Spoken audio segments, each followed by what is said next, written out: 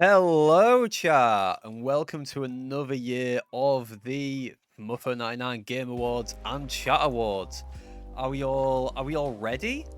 Are we all ready for another award season? Ooh, exciting stuff.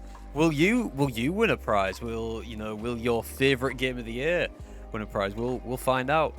Will we have some exclusive game trailers? We might have. We might have beaten old Jeff to some exclusives. Fuck him, People go, oh my god, we want to be on the Muffo 99 Game Awards show. Game Awards, fuck him. Muffo 99 Awards, that's what we want to be on, You put on your nicest dress? Describe your dress for us, Lenore. Tell us what you're wearing. Looking snazzy, Jeff. Can't believe you would accuse me of being Jeff Keighley. That's hurtful, Everything we strive to do here at the Muffo 99 Game Awards, and you compare me to him. Unbelievable. Unbelievable, Fiven. How are we all doing in chat tonight? Are we doing good? Are we ready for this award showcase? It's exciting stuff. It's pink and glittery with a sexy little leg slip to tease the boys. Did you throw in the "in" it just to sound a bit British? It's pink and glittery with a sexy little leg slit to tease the boys, in it.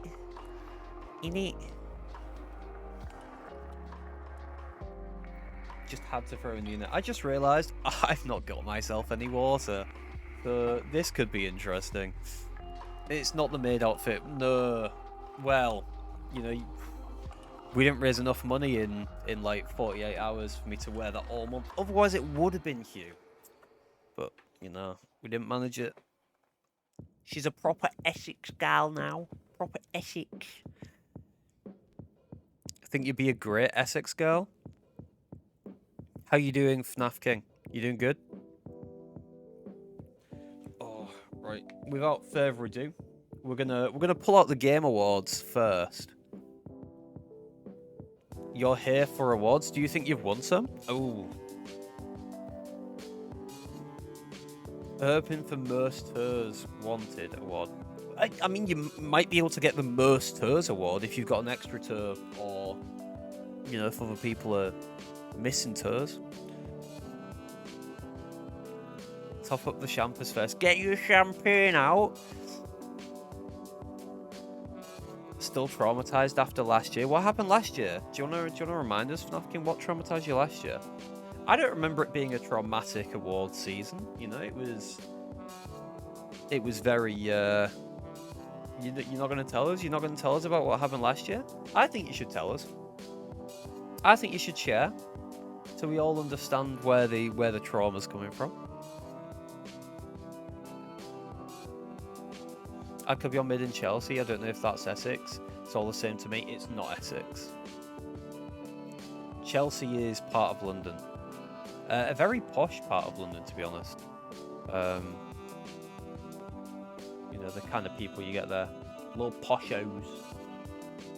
We are gonna start with the Game Awards. Your publisher said no sharing. SMH. So, here we have the start of the slide. Oh, isn't this exciting? Oh, this could go anywhere. I'm gonna pop the music on in the background. Actually, no, fuck it. We don't need music for the Game Awards. We don't need music. Okay. Posh people, they are pretty fucking trashy. Well, yeah. I mean, posh people are trashy, right? Posh is about having money and a mindset. It's not about, having class. Here we go. Oh, it's the Golden Muffs 2025. It's the Golden Muffs. Last year, you may remember it was called the Golden Muffins, but we got a cease and desist. We got a cease and desist after last year. So we've had to change the name to the Golden Muffs. I'd already prepped these little awards, so there we go. There we go. See, it's fixed. It's fixed. No issue there. I would just like to throw out some thanks to Fiven. Fiven sent me these little awards. He mocked them up, so just want to give him some credit for those. So we got a cease and desist for the old name, so we've had to change it, but they're still the same awards, still the same awards. Don't you worry, still the same quality you guys are expecting. So, what's the agenda? You may notice this slide. I feel like this slideshow has slightly more effort than last year, to be honest. Slightly more effort than last year. I think it looks great. If you guys say it doesn't, it's going to be hurtful. So, you guys should be like, oh my god, this guy knows how to PowerPoint. I'm working, Lenore. Can you stall Muffo? Oh, thank you for the 58 months, Navagas. Thank you for that. Thank you. Fiven gets the award for most talented artist. We don't have one of those this year, I'm afraid. We don't have one of those. But what's the agenda?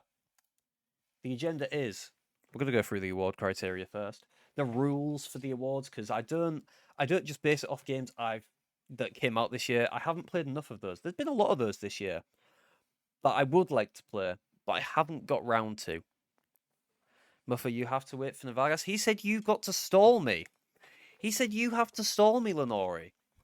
You call this stalling me? You gotta be more creative than that. Come on, I wasn't gonna raise notice to the fact he said stall him. I was hoping you're gonna be creative with that, but instead, wait. I have to wait. I have to wait. How long's he gonna be? Trindor, how are you doing? Welcome to the awaited award ceremony of the year. Everyone's favorite awards, Game Awards. Fuck 'em. No one wants to watch Jeff Keighley on the stage going, "This is the best game I've ever had the pleasure of showing off," and then it turns out to be fucking Overwatch 6, or Concord 2. Looking dapper. Thank you. The suit's on rental. Suit's on rental. It's got to be back by 10. So if if we're not done by then, I might have to strip off on stream. So we really got to press on. There's gothic baddies with big asses coming this way. There is. Where? Hello. Where? Running a bit late with their tight dresses. Oh, like, damn, the goth baddies. Yeah, they always show up to my awards. They never show up to the Game Awards. Let me tell you, they're always saying, "Oh, fuck Jeff Keighley's Game Awards." We want to go to the real award showcase of the year. You have to push a car real quick. What's happened, Lenore? What's happened? What happened to the car? Please tell all. Tell all. Tell the story. Tell the class. What kind of car is it? Is this you stalling me? Is it working? Am I being stalled? Fuck. Right.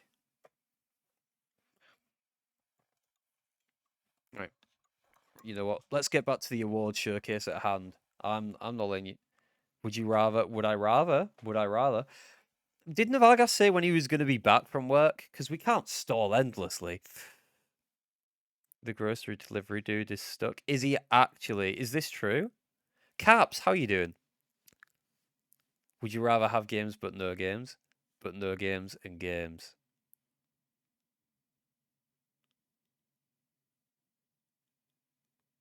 You've just said the same thing twice.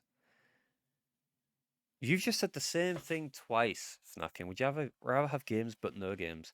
Or no games and games? I know what it feels like to have games but no games, right? I know what it feels like to have games but no games. Because when you're looking at your Steam library and you're like, damn, I've got so many games in here. But you want to play one, but you can't find what you want to play because you've got no games. I'd rather have bacon. Good friend. I'm doing good. I'm doing good. It's the event of the year, Caps. I see you've turned up for the event of the year because you want to know what's going down at the Muffo 99 Awards, don't you? You want to know all about the best games of the year. You're not going to go to Jeff Keighley for that, right? I really am shooting him this year, aren't I? I'm fucking firing all the shots at Jeff Keighley right now. But no, you're not going to go to him for the games of the year, are you? No. No. His Game Awards, shit. No one wants to watch those. This is where it's at. Let me tell you. This is where it's at. Play the mid commercial. We are not replaying the mid video. That's gone. That's been done. We don't need to bring that back. Right, here we go. So we're going to go through the award criteria. Then we're going to go through the award categories. We've actually got, I think, one new category this year. I added a category in because I was like, yeah, I can do this category. So there is at least one new category this year, which is exciting stuff. Nominations and awards. So we'll go through the nominations for each category one by one, and then the winner for that award as well. Do it all in one quick swoop. Then we'll go through the trailers. That's right. We've got some exclusives this year. We've got some exclusives. Yeah, you know what? Fuck Jeff. We managed to get some. He didn't sweep them all up. Trust me. Believe me. And then we will go through honorable mentions. Games that maybe I really enjoyed this year, and we'll also go through any games that maybe I didn't play this year, but I think maybe deserve a little bit of recognition because they look cool. They at least look cool. So there might be a few games that I give some recognition to for games that you might not have picked up, but maybe you might want to. Who knows? Bam. Award criteria. Here we go. These are the rules for the awards. I can't remember them, so why don't we find out what they are? So, Game of the Year and Other of the Year category games must have released this year. So, although not all games that win an award this year will have come out this year, the ones that are Game of the Year, Game of the Year, and I believe there's Indie of the Year, both of those will have had to come out this year. There might be other categories that end in of the year. I can't remember. Games in early access will not be considered for of the year awards. So if they're not fully released, they don't get considered for the of the year awards. Because, then they get 2 chances. It's not right. It's not right them getting 2 chances. Although some are really good in early access, they need to be fully released before we can really, award them for their merits. Games will be rewarded for innovation. Innovation deserves recognition. This is probably due to the way I view games. If something does, if something is creative and does something differently, maybe they use a mechanic in a new way or in a new, or develop a new mechanic, maybe take some ideas and apply them in a different way. I think that deserves some recognition. I like to play a game that's new, that feels different, that feels like it's done something, that's done something interesting. Examples, Death Stranding, that did something quite new. What else has done new things? All I can think of is Death Stranding. Brilliant. Yeah, just Death Stranding. Death Stranding is the only game that's ever done anything new. That's true. It's true. And games are assessed on their current state. So, maybe it released and it had a shit release because it was buggy. Maybe by the time I've got around to it, it's good. And it will be based on that. Based on, if it's stable when I play it, that's what I'll base it on. Your dad's going to try and pull it with his own car? Are we removing games that used AI? No. No, we're not removing games that used AI. I can understand the AI conversation. I would much prefer games do not use AI. But I think if AI is used in the early stages to help flesh out ideas and it's used as a tool and not to replace staff later on and generate actual game content, it's not the worst. I'm not saying I like it, but it's definitely not the worst use of AI. I'd rather they wouldn't, But if they do, I can't, if a lot of people in the industry are going to start using it, I can't stop them. I think it's quite hard to find a job these days where they don't discuss using AI in the workplace. I know my workplace has been on about introducing AI. It's what it is. So, the categories. So, Game of the Year, obviously. Versus some dev teams, you never know if one random's using it too. Exactly. Like, there are people in my workplace who will use AI to try and find sources, kind of things for things. I wouldn't.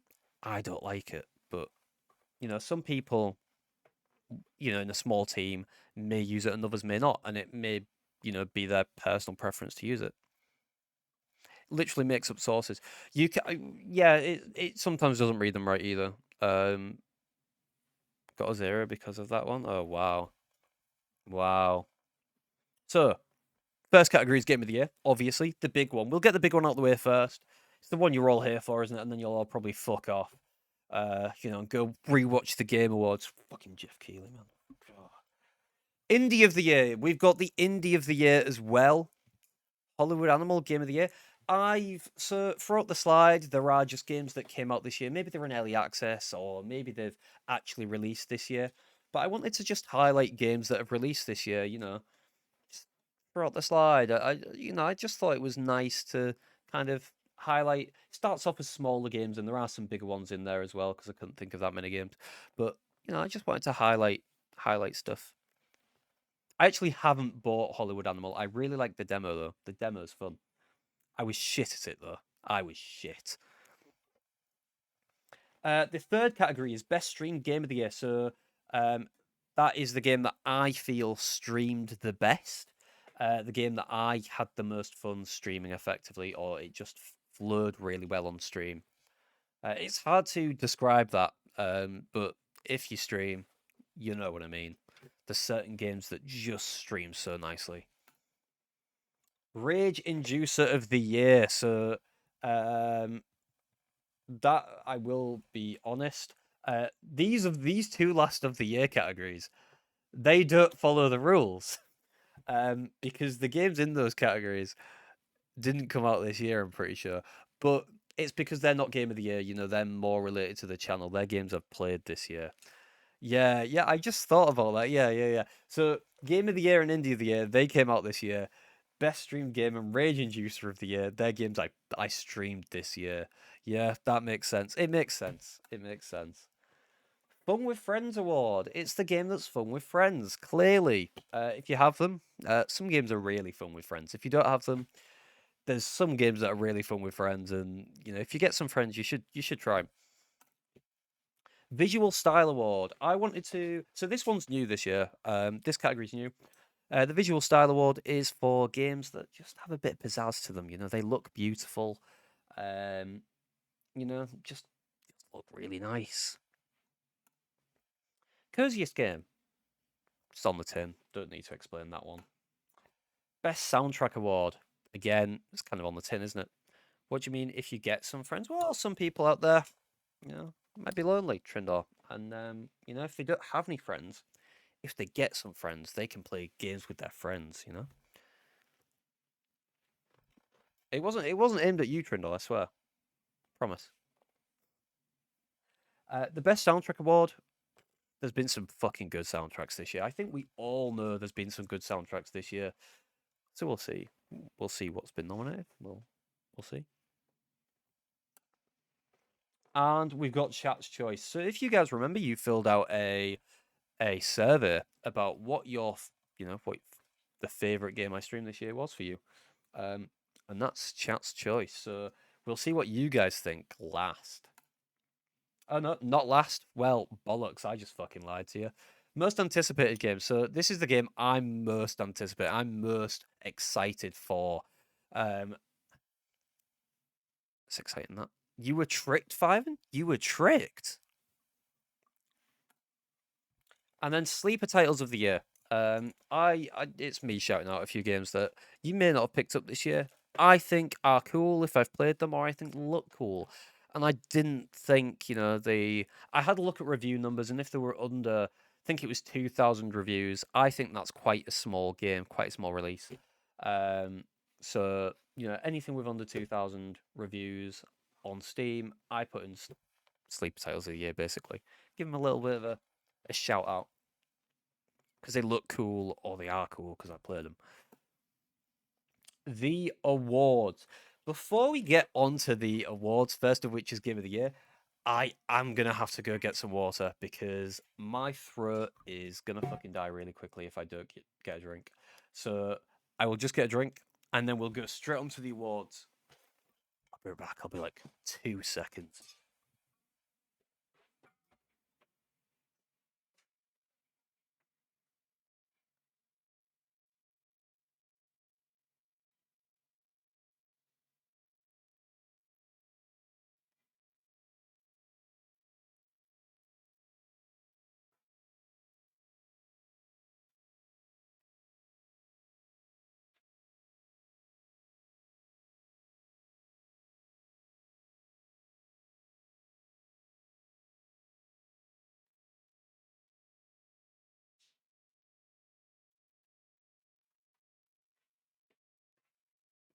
He's back. And we've got a water. We're good. We're ready. Oh. Mm. Here we go. The awards. So, Game of the Year. So, nominations for Game of the Year. We've got Expedition 33 by Sandfall Interactive. Dispatch by Ad Hoc Studio, which I didn't stream. And Absalom by Dotemu, Guard Crush Games, and Supermonks. These are 3 games that came out this year that I really enjoyed. Really enjoyed all 3. I mean, Clair Obscur, brilliant story, really well presented, innovative in certain things it did. Dispatch, I grew up on the Telltale games. It is just the Telltale games. Thanks for holding off until now. Yeah, no problem, man. I knew you were going to turn up right now. Knew you were going to be bang on time. Dispatch, I grew up on the Telltale games. It is just like the Telltale games, but, a bit spicier, I guess. I liked it. It's got a lot of character. Uh, really, really great. Absalom, really fun roguelike, beat 'em up roguelike. Don't usually go for beat 'em ups. Really enjoyed Absalom. Really enjoyed Absalom this year. If you like beat 'em ups and you like roguelikes, I would recommend Absalom. I really like it. The Game of the Year goes to, drumroll please, Expedition 33 by Sandfall Interactive. You can't argue, can you? You can't argue with it. Oh, fuck off. I wrote the title wrong. Well, it wasn't me. It was the intern. The intern that I don't pay enough. Maybe, maybe they've done that on purpose. Maybe they've done that to get at me. But it was just brilliant, wasn't it? It was just fucking great. There's no other way to put it. Like, it was innovative. It took JRPGs and Souls-likes and put them together effectively. It told a fucking amazing story. And one thing I don't think a lot of people give it credit for is it pulls off the rug pull. It pulls off a rug pull. It tells you the game's about one thing, but it's not. It's about something else. And they pull that off. They land it. They land it. It's not something that you see happen often where a game can go, oh, you thought it was about this? It's about this. And it work. I've played a few games where as soon as they do that, shit. I streamed one of them, The Forgotten City, and then there was another game that I played off stream some years ago, NAF. dog shit. Shit rug pull. Clarabscure pulled it off. Gotta give it credit for that. Brilliant writing, brilliant performances. Yeah. You can't... I don't think you can give it to much else, really.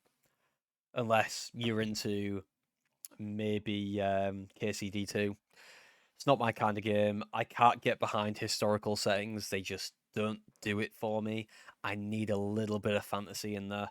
But yeah, I think that one was a given. I don't think anyone expected anything different, to be honest. Moving along to Indie of the Year. Also had good feet in the game. That's the plus that I don't mention, Caps. You know, we keep that on the quiet. So up for Indie of the Year, we've got Hades 2 by Supergiant Games. I've enjoyed quite a bit of Hades 2. Really enjoyed quite a bit of Hades 2. It's more of Hades 1, really, isn't it? With an extra like mana mechanic, really. Different weapons. Plays a different character. There's other different characters, but it is same formula, just a little bit tweaked. We've got Dispatch by Ad Hoc Studio. And we've also got Absalom again by Dotemu, Guard Crush Games, and Super Monks. You play as a different character in Hades 2, yeah. Yeah, in Hades 1, you play as Zagreus. In Hades 2, you play as Melinua. Yeah. Different character, Lenore. Did you not know that? I thought from like the splash art you might have known.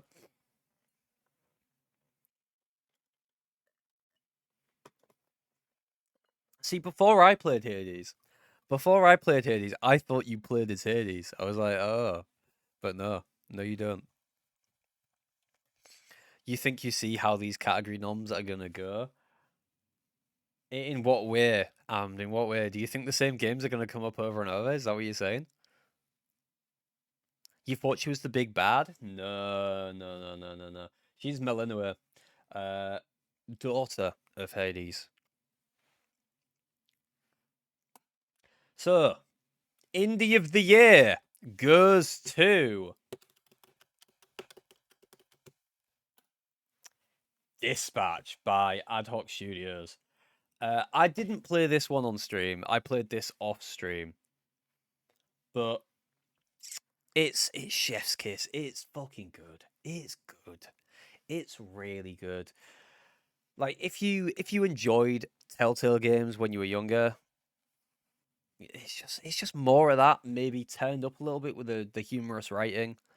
And yeah, tells a good story. It's enjoyable. I played it off stream and I sat streaming it to my girlfriend, playing through it. Great time. Honestly, a great time. I stayed up quite late to finish it one night because I was like, I need to know what happens. Your first Telltale game was Walking Dead when you were already a man. See, when Walking Dead came out, I was probably like 13-ish, 12, 13, 14, somewhere around there. And like, you know, the first I heard of it, you know, PewDiePie and other YouTubers were doing playthroughs of it. And I watched loads of Telltale games when I was younger. I watched The Walking Dead. I watched a bit of The Wolf Among Us. I watched, to be fair, I've also watched the Batman Walking Dead. No, the Batman Telltale game. Sorry, not the Batman Walking Dead. What am I saying? Batman Telltale game. And did I watch any others? I feel like I did, but I can't think of what. I played Tales from the Borderlands, so I've also played a couple of the Walking Dead games. Yeah, I feel like The Walking Dead was kind of the moment where people started going, oh, you know what? Video games are a really good medium for telling stories, right? Because the first Walking Dead game was the first time I really saw people get emotional over a video game story. I first heard of it when it won the 2012 Game Awards, Game of the Year. I remember it being quite a quite a time, to be fair, when that game came out, because it was like, oh, games can actually be used to tell stories, and now you get some fucking great stories, some really good writing in games. Um, but I feel like that was quite a pivotal moment for people to go, maybe we could tell a story with this. Why is Roy red? I don't know. Noticed that on the splash art before I played it, and I thought he was going to get superpowers. I don't know why he's red. That's not due to the way I've coloured it. That's due to the splash art. He's like pink on the splash art. Final Fantasy VII didn't exist until The Walking Dead. Well, no, but like, I know there were good stories told. And but I feel like The Walking Dead really showed, you know, it off. Probably just art they created before they locked things down. Metal Gear didn't exist. These are all Japanese games. Um, I mean, I think I'd struggle to name like a Western game with a really good story before before The Walking Dead, but it could be because I grew up and that seemed like quite a pivotal moment to me at the time it came out.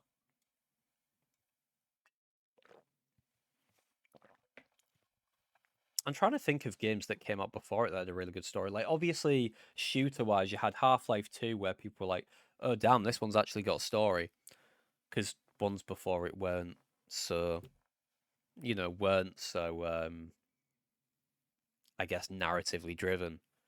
But even, the writing in Half-Life, Gordon's a bit, he's faceless, isn't he? He's just there. Yeah, Walking Dead's like 2012, yeah. Red Dead 1 came out after it, didn't it? Red Dead Redemption came out after, I'm pretty sure. Wasn't that like the same year, maybe? No? Red Dead 1's older, is it? Oh, was it 2010? I did not know that was 2010. Well, maybe The Walking Dead is like my first example of a game really telling a good story. Lots of PS3 titles are older. Damn. Damn. Gonna move along to best streamed game. This is the game that I felt streamed the best. I felt the best on stream. It's hard to describe that feeling, but when something just seems to flow really well with that, talk with chat, play the game, maybe collaborate on it a little bit. Amd gets it. Amd understands what I mean. It's hard to explain though, isn't it? It's just a game with a little pizzazz, and maybe it's different for different people. And loves his visual novels. To me, that's harder. That's more difficult than, maybe for me, it's maybe more interactive in some way. Maybe it's got interactive components, or maybe it's a game where chat can maybe discuss it with me in certain ways. Yeah, Danganronpa is for you. Maybe the investigative side of that I can maybe see, and the VN part, I don't know. It knackers my voice. King of the Castle's good. Yeah, King of the Castle's. I mean, that's kind of built for it, isn't it? But best string game we have The Root Trees Are Dead by Evil Trout Inc. We've got Expedition 33 by Sandfall Interactive. And this one might be a surprising nomination. We've got Baldur's Gate 3 by Larian Studios. All these games streamed really well. Expedition 33, it was just a really good game. There's not much more else to say. It was just a really good game. Fuck. I did not mean to click. Go back. There we go. The Root Trees Are Dead. It's investigative. You can bounce off chat, throw ideas around, talk through your process. Really easy to do. Baldur's Gate 3. It was fun. It was fun doing the honor mode. We had Chat. Oh, fuck. I can't believe you've done Hey, this. John! Thank you for the raid. Welcome in. Welcome into the Muffer99 Game and Chat Awards. Welcome in, everyone. How are you all doing? J-Boys are here. Yeah, J-Boys are here. What were you up to, John? I noticed you were playing a retro game, but I didn't see what. But Baldur's Gate 3, we had chat interaction on, and it was good. It was good. It was fun. With the honor mode. So, best streamed game. I was playing Captain Tsubasa 2006. What is Captain Tsubasa? I have never heard of Captain Tsubasa. Also, I'll give you a little shout out in chat, John, as well. If it'll let me. Oh no, chat doesn't like you. Chat Arena goes, fuck John Lev. Not very nice, Chat Arena. Oh yeah, it really doesn't like John. I don't know why that is. Let's try this. Let's try no at. Did that work? Hey, there we go. There you go. You guys should check out John if you haven't already. John's a pretty cool guy. He's a little goblin guy. Plays games. He's the most submissive streamer of the year, I've heard. That's what word on the street is. Oh, do I still have charity tags? Mate, I totally forgot to remove those. Let me fix that. Fucking hell. Yeah, I'm still doing charity. Yeah. Donate to me. It's just my bank account, you know, it says it's charity, man. It's going to a good cause, I swear.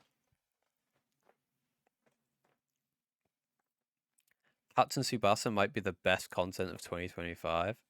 What is it? You beat it, John? Yo, look at you go. We aren't helping no kids no more, no. Those poor children. Those poor children.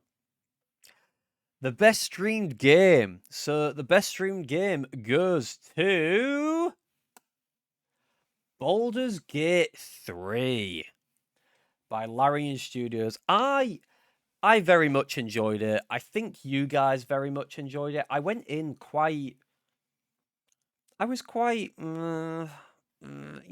hesitant about it. I thought, oh, it's going to be long. It's going to be a commitment. Will it be good? I'm not sure. Play the clip. You watched barely any of it for spoilers. It was a good time. It was a really good time. I think it was great. Let me pull up the clip. Oh dear. It ended awfully. But I think at the same time that ending is quite fitting, isn't it? In a weird way, it's quite fitting that it ended badly.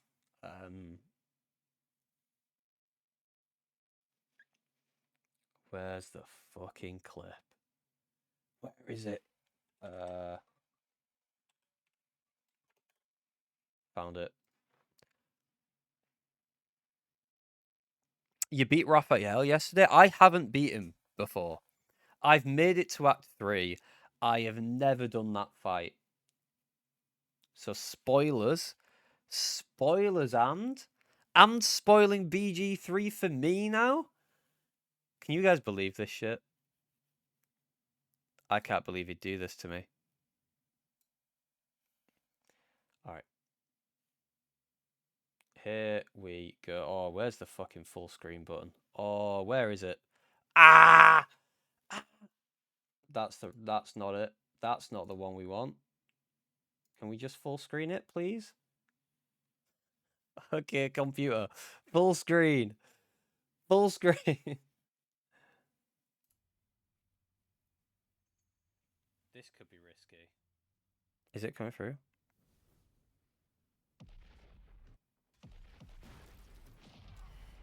That was the clip. That was the clip. I can't. I fucking hate. There we go. Okay, no, we can full screen it. We'll play it again. Here you go. This could be risky.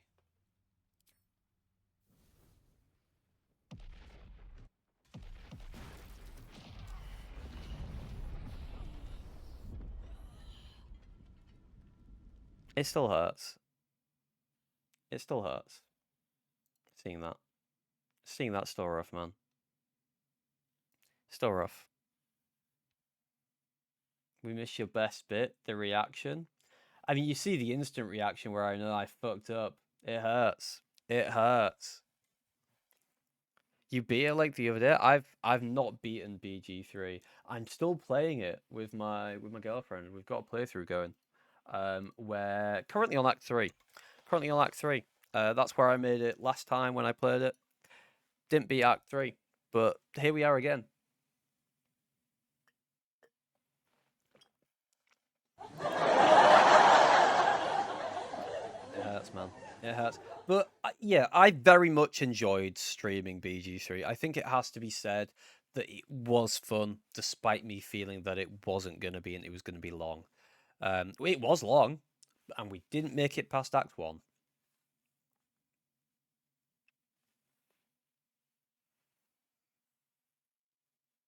Gonna beat BG3 by 2026. It's the Muffle Mansion. Merry Christmas. Yeah, it's holy shit. It's Christmas Eve tomorrow, isn't it? It is Christmas Eve tomorrow. That's kind of fucking insane, isn't it? That's crazy. It's Christmas Eve tomorrow. You love the game now with Baldur's Gate. The thing about D&D combat is level 1 dog shit. Level 1's dog shit. You can't do anything. It's really fucking rough. Level 2 gets a little bit better. I think when you get to level 3, it starts to feel better. Level 3, I think, is a big boost for a lot of classes. And yeah. But I think level 3 can be good. Because you get your subclass. And that can bring a lot of... Well, some classes get the subclass if it's not an instant subclass. Yeah, the thing with honor mode, it really showed like when you get to the point where you're stable. I think when I did honor mode, because there was a point where every fight we were like having to run away from, like up until maybe I want to say level 3.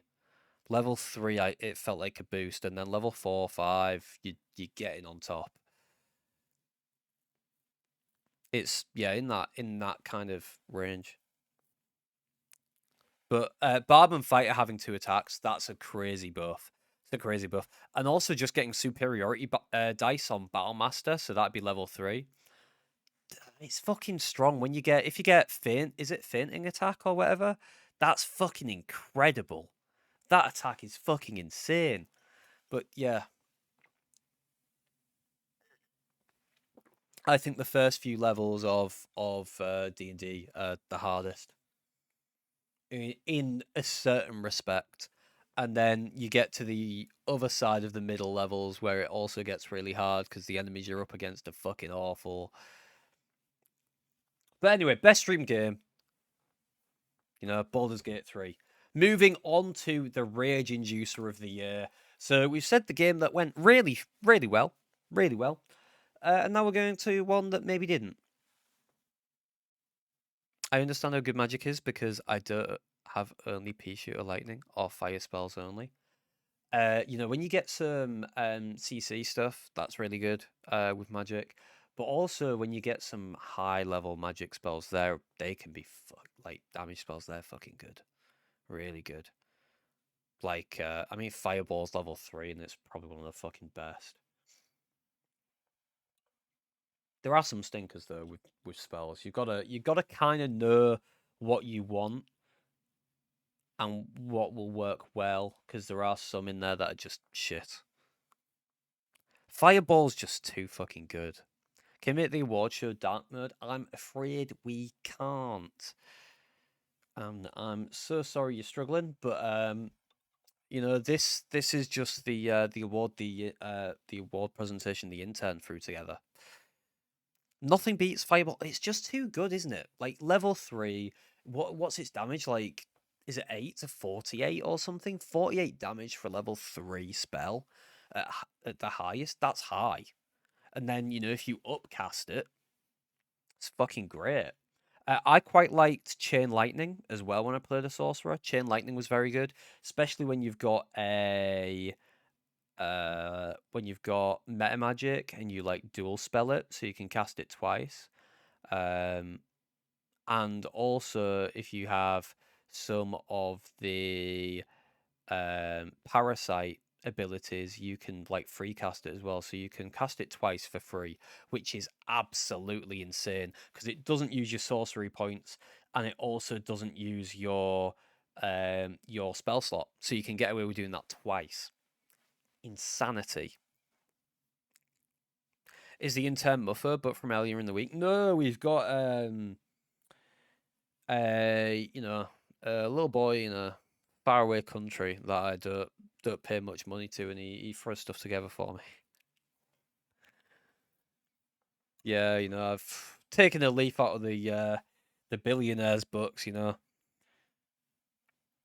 Epstein, whoa. According to you, I wasn't the one on the list. It was someone else. I'm not in that most recent release of photographs. So the nominees for Rage Inducer of the Year are Lies of P from NeoWiz, Silent Hill 2 Remake from Konami, and Another Crab's Treasure from Aggro Crab. According to me, you don't remember, Am? You don't remember? I think all of these games had rough moments. Lies of P had some really rough bosses. Another Crab's Treasure, I did quite well on until the end. The last few bosses, pretty rough. Silent Hill 2, the combat. All I can say. Rage Inducer of the Year goes to, or Rage Inducer Award rather, it's not of the year. It goes to Silent Hill 2 Remake. You guys called it. It was frustrating. There's one other person in chat who's definitely played it. And I think they would agree with me when I say the combat is frustrating. It just doesn't feel great. It doesn't feel the best. It's very similar to Evil Within, which won this award last year. The combat was rough. It was rough. Just spam dodge and mash. Oh my fucking god. He can't even write properly because it's brought Evil Within. They have similar combat. They have similar frustrating combat. It's odd because I quite like the survival horror genre. This Resident Evil, and Resident Evil's combat just seems so much nicer than the rest. The way you can weave in between enemies and kite is just nicer. Other games just don't seem to get the kiting down so well.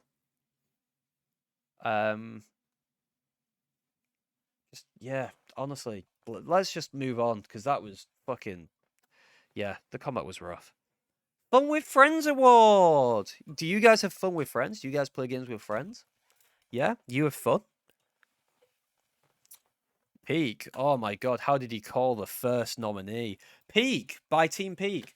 This game, if you guys don't know the history of Peak, it was made in a game jam by Landfall, the developers behind Cluster Truck, Totally Accurate Battle Simulator, Haste. They made Haste as well, which came out this year, and Aggro Crab, who made Another Crab's Treasure. And it was made in a game jam, so they made it within 24 hours, and then they released it. They were like, yeah, we'll put it out. And they didn't expect it to get as much love as it did. And as a result, they've continued to support it for a year. Now, they're both talking about, throughout next year, they'll probably stop pumping out updates, and it'll be done. That, they'll be like, oh, it's finished. We're not abandoning it. It's finished.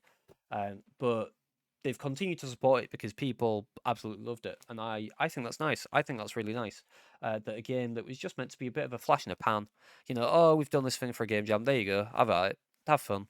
It's a silly little thing, and they've gone on to make a bit more of it, and I think that's lovely to see. Next game is Absalom by Dotemu and Guard Crush Games and Supermonks. I've mentioned this Absalom a few times. I really liked Absalom. Okay, I played it off stream with Dark, and we'd just sit there and we'd do a few runs and we'd have a good time, and it was really fun. It's really fun. It's tough at points. It's quite a difficult game. We've actually never won a run, but it's fun. Yeah, I really like it. If you like beat 'em ups, John, it's probably for you. I don't like beat 'em ups, and I still enjoyed it. Really fun roguelike. And the art is beautiful. There are issues with it. There isn't too much variation. And you get to a point where you can't get any more upgrades quite quickly. But it's a really fun game otherwise. My only other beat 'em up off. Only other beat 'em off. Yo. You only Dragon's Crown. That is a beat 'em off from what I've heard. To be fair, that is a beat 'em off. Not just a beat 'em up, beat 'em off. Yeah, I've heard all about that. And the third game that's nominated is Elden Ring Night Rain from Software. I've really enjoyed playing Night Rain this year. I played a lot of it when it first came out. Was that during the summertime, I think? Got beat off before you play Amazon or Souls or in that. Fuck's sake. But Night Rain I really enjoyed when it first came out, and I have gone back to it with the recent DLC. Hell of a game to try and get back into. Really difficult. Really difficult to get back into. In the DLC, there's 2 new major bosses. Beat one of them. Second one, still trying it. I don't know if it's because me and my mate were out of practice or what, but really difficult to come back and play. That said, really fun. The DLC is a bit of a mixed bag, but the game itself, really fun. So, the winner for the Fun with Friends award is Peak. Peak by Team Peak. It speaks for itself, doesn't it? I mean, me, John, and Amd played it for Jingle Jam. Had a great time. It was John's first time playing. Amd was drunk. Went really well. We definitely made it to the top. The art is so cute. It's a charming game. It's got a lot of charm, I think, as well. With the art style. But I think the art style makes it look really friendly. But it's quite a hard game. It's quite unforgiving. I've only made it to the top 3 times, I think. But one of them I DC just before we reach the peak. Like, we're literally at the top of the volcano. Rough. I'm sure some things happened in that. Yeah. I remember a certain prince being mentioned. A certain chat member being accused of being a certain prince. It was a great time. But no, Peak's great. Peak's a really fun game. And for a low price point, isn't it? Now with the Steam sale, it might even be even cheaper. Yeah, it's usually £6.39, and it is currently £3.96. If you have not got Peak, I would fully recommend picking it up in the winter sale. Fuck. If you've got some friends, great game to play. Kim Kardashian's Cloaca. Me and my girlfriends are still referencing that from the Chain Together stream. I'll get in bed on a night and I'll start laughing to myself and I'll just go, Kim Cloaca. I don't know why. I don't know why it's getting me. But it was funny. That was good. It was the... I don't know. The first time it was like, oh, that's funny. Second time, absolutely fucking hilarious. So good. Which reminds me, me, John, and Am do need to do another stream because we hit 1,250. So we're gonna have to organize something at some point, probably in the new year, I imagine, because the Christmas period, I'm quite busy up until next Tuesday, and then we'll have to organize something. Mate, by the end of that Chain Together stream, I think we were all ruined. I think we were all ruined because we just, we've been talking shit for so long while like hitting our heads against a wall effectively. It was great though. It was a great time. It just went downhill, but it was so good. So good. The next award is the Visual Style Award. This is a new category this year. Woo! Yeah, I decided to throw in a new category. I wanted to, just give some, commendation for a game that is visually quite appealing, quite either striking, appealing. I like the art style, that kind of thing. Hades. Oh, we will see. The first nomination, Absalom by Dotemu, Guard Crush Games, and Supermonks. This game keeps coming up and it doesn't win. Keeps coming up and it hasn't won anything yet. I know, you're all like, oh, it's fucking back. I love the art style. I like it's got like, how would I, the art style's a bit, it reminds me a bit of Matt Groening's Disenchantment in a weird way, with it being fantasy and cartoony. I like it. Sponsored by Absalom. Yeah, maybe they did put some money in my pocket. Absalom reverse sweep, yeah. He puts Absalom in when he can't think of any other losers. No, because I like Absalom. I don't want it to be a loser, man. I want it to be a loser. Expedition 33. You know what I think's happened? It's misspelt again. I think spell check has corrected it. Because that's not me. That's not me twice. Expedition 33 by Sandfall Interactive. Visually striking. Again, looks very pretty. This third game might not be something you guys are aware of, or it might not be something you would expect to see here, maybe. What's Clair Obscur about? How would I describe it? Death and flower petals. The last game that's nominated for this, is it going to be Myco Punk? No. I do like the art style of Myco Punk, but I think it's a bit too gritty in a way as well. I did like Myco Punk though. Myco Punk was a very fun game. No, the third nomination is Banquet for Fools by Hannah and Joseph Games. You guys might not be aware of Banquet for Fools. I played it very early on this year. I didn't stream it. It's still in early access. But I wanted to nominate it because its art style is very different. It looks a bit like it's made out of plasticine. I'll pull it up for you so you can see what I mean. It's like a CRPG with weird real-time combat, but the art style really different. I banned them from of the year categories. And so it can't win of the year because it would win of the year it comes out. This is a visual style award. It's not an of the year award. Yeah, I'm not being caught out by that. I know my rules. But this is what it looks like. It's a very unique art style, which I really like.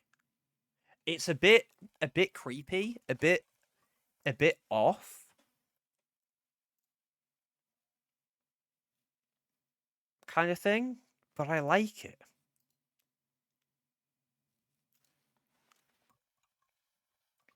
It's odd. It's just a really odd looking game.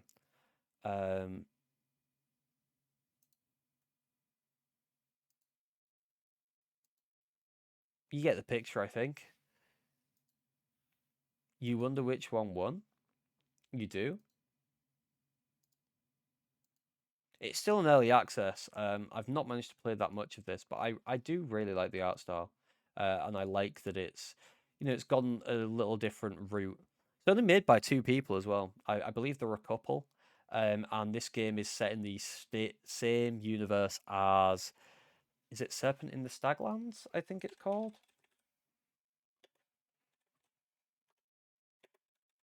Yeah, Serpent in the Staglands. It's set in the same universe, but very different art style. So this was their previous game, pixel art, and then they've gone down that route with the new game, which I think is really cool.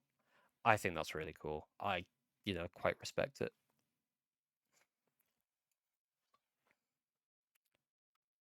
It looks like it should have come out 20 years ago, but it does yeah, it does look a bit Planescape Torment. That's probably the kind of thing you're thinking of, right, John? But the art looks a bit different to me than that. Like, they are similar, but it looks a bit more plasticine-y, a bit more weird. Reminds you of Sanitarium. I really like the art style. I think it looks really cool. I think it looks sick, dog. I don't actually know Sanitarium. I think it came up on GameDull a few times. And yes, it has. Let me have a look at Sanitarium quickly. Oh, yeah, no, I see it. Yeah. Yeah, I can see what you mean. It does look a bit like that kind of thing, doesn't it?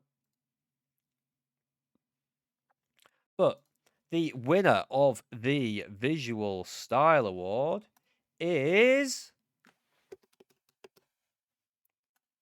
Absalom by Dotemu, Guard Crush Games, and Supermonks. I really like the art style of this. I think it's got a lot of charm. It's just I like a good cartoon. I like a good cartoon, a good animation, and it's got that feel. It just feels nice. It's got some good voice actors in actually as well. It's got oh, is it Samantha Bear? Is that her name? Who plays Karlach? She's in it. But visually, it's beautiful. Visually, it's beautiful. Really cool looking. I love it. Me gusta. Moving on to the coziest game. I've played a few cozy games this year off stream, when I'm just chilling, just wanting to chill and vibe and not really put too much into something. So the first nomination, we've got Rapuka's fuck. I've never said that out loud, so it sounds weird to say. Rapuka's Idle Island by Moxen, Little Chmura, and Begonia Pereira. It's just an idle game where this little frog you see here, cuts grass. And then you use that grass as a currency to get things to upgrade his island and upgrade him so he cuts grass quicker. That's it. Really easy, simple concept. It's like a clicker without the clicking. Fun. Really fun. The island, I say fun. It's just cozy. It's nice to have on in the background while you're doing something, kind of thing. And the island that he's on, it kind of floats above your windows as well, or on your screen. It's nice. It's nice. It's nice. It's a nice little frog just doing some, doing his thing. I like it. I like it. We've got Dread Delusion by Lovely Hellplace. If you guys know Dread Delusion, it might sound weird to call it cozy.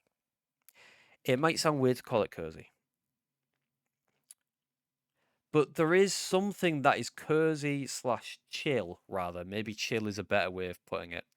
Where you can sit there and you can just vibe playing that game. The soundtrack, the visuals and everything, it just feels nice. It just feels chill to sit there, running around and, exploring the land. Don't get me wrong.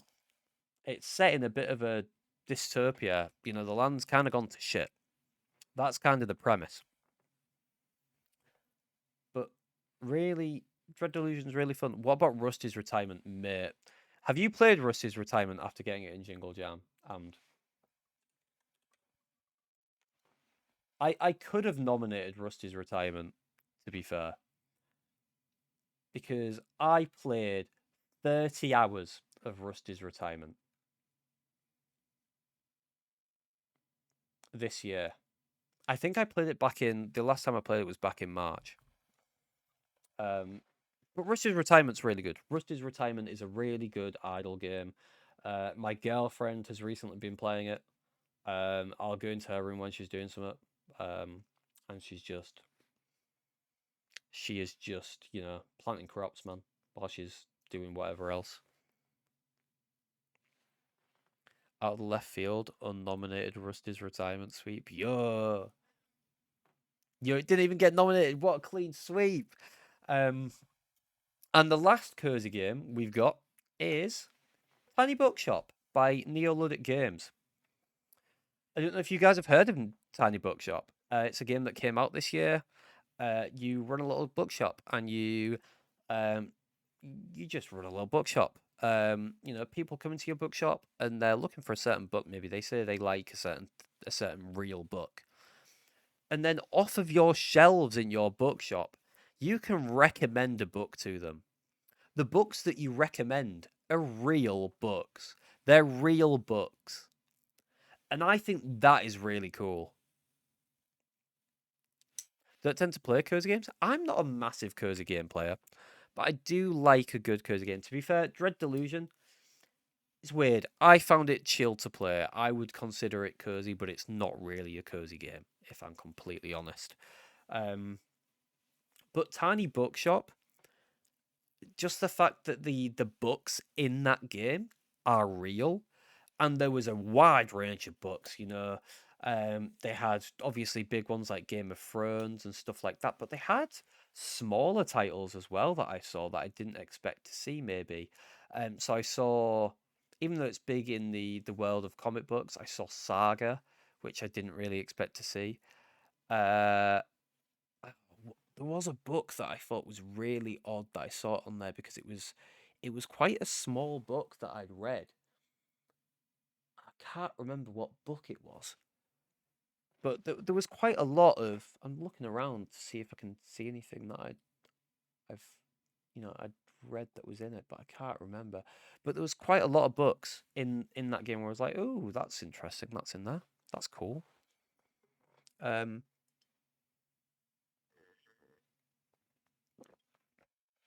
again, a really nice cozy game. Just chill to sit and play. The coziest game that I played this year is Tiny Bookshop by Neoludic Games. It's just chill. It's just chill. I would sit there. I would, choose a location to move my shop to for the day. I would sell books. I like books. I like books. We know I like books. It sounds cool. I think the detail that there's a lot of different books in there, and we're talking all kinds of different genres. I read a lot of fiction, so I recognize the fiction books. But there was travel books. There was factual books. There was drama novels, classics. There might have been Berserk. Actually, I might have seen Berserk in the game. I think Berserk was in the game, which is cool. That's cool. There was a few manga that popped up, if I remember correctly, and I thought, again, that's really cool. The Berserk will not be used by me for nefarious reasons. I would never do that. I would never. Berserk's a Bible. It needs to be treated with respect. The next category is the best soundtrack. What game do I consider to have had the best soundtrack this year? That's the question, isn't it? That is the question. The first nomination, or nominee, is Hades 2 by Supergiant Games. I really do like Supergiant soundtracks. Supergiant have some really good soundtracks. I mean, really good songs in all of their soundtracks. Build That Wall in Bastion. In Transistor, they had The Spine. They had She Shines as well. That was in Transistor. That was really good. In Pyre, they had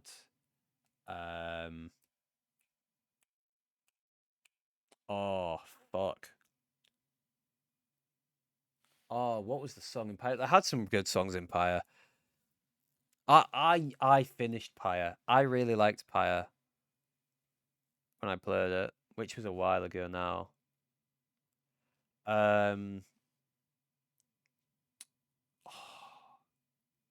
Oh, I should know what the song was called that I'm trying to think of in that. I can't think of what the song was called. And then Hades had some fucking good songs. Hades 2 has some great ones. Coral Crown, brilliant song. And what's the other one I'm trying to think of? I Will Claw Out Your Eyes and Drown You to Death. That's a good song as well. Great song. Brilliant. Some really good tracks, honestly. Darren Korb knocks out the park every single time. He's brilliant. The second nominee, Clair Obscur Expedition 33, and it's spelt right this time, by Sandfall Interactive. Yeah, great soundtrack. Really good soundtrack. Don't know what else to say. It was quite unique. Quite a unique soundtrack, wasn't it? Quite different in what it was doing. By Lorien Testard. Thank you. Thank you. I couldn't remember his name, so thank you for that, Amd. And it was quite surprising that it was just found on SoundCloud, wasn't it? Or was it even weirder than that? Was it a really quiet forum that the director for Sandfall put just, something on about, anyone interested in doing some music for a game? And he viewed this like very niche forum like an hour or two later after he'd put his post on. Crazy. I think it was something like that, wasn't it? And then the third nominee is a game that I haven't streamed this year, but I have been playing a lot of, and it's Final Fantasy 16. I'm very much enjoying the music of Final Fantasy 16. Just it is kind of what you'd expect from Final Fantasy at this point, music wise, but it's nice. It's nice. I like the soundtrack. It's got some nice like orchestral tracks. But there's been a few like different kind of tracks in there as well that I didn't expect. But yeah, good soundtrack. Good soundtrack. There's only one winner here. Oh, and who would that be, Amd? Who would win for the best soundtrack? Who's Amd thinking? Who would the winner be? Imagine it's not who Amd says. You think Lorien Testard's masterpiece? You'd be right. It's Clair Obscur Expedition 33. Yeah. Everyone's talked about the soundtrack. The soundtrack's really good. Really good. And I saw a short on YouTube recently about the soundtrack and the lyrics to some of the songs. And it's well constructed because some of the lyrics kind of tell you where the story's going, which is kind of cool. I guess for a French person, the game's fucking ruined for you, but they are smart. They are, because most people don't speak French. If only you knew French, it would have been ruined for you. I'm quite glad I don't know French. Another plus to not being French. The game doesn't get ruined for you by the soundtrack. And now we're moving on to Chat's Choice. So this is the game that you guys deemed the most fun to watch me stream. French people also didn't get it because you have no context as to what the lyrics mean. Oh, okay. You get to a point though where you do though, right? I guess. Like, there's a point in the game where the lyrics are go, but I guess at that point you kind of know where it's going anyway, in fairness. So, the Chat's Choice nominees are Liza P from NeoWiz, Claire Obscure Expedition 33 from Sandfall Interactive, and Baldur's Gate 3 from Larian Studios. These are the 3 games that you guys deemed to be the best that I streamed this year. These are the games you guys enjoyed the most. So which of the 3 did you enjoy the most? Do you think? Which of the 3 did you guys enjoy the most? Well, let me show you. Chat's Choice of 2025 is all 3 of them. They all got the same amount of points. They all got exactly the same amount of points. The way I scored it was they got a score between -2 and I think it was +3. Or +2.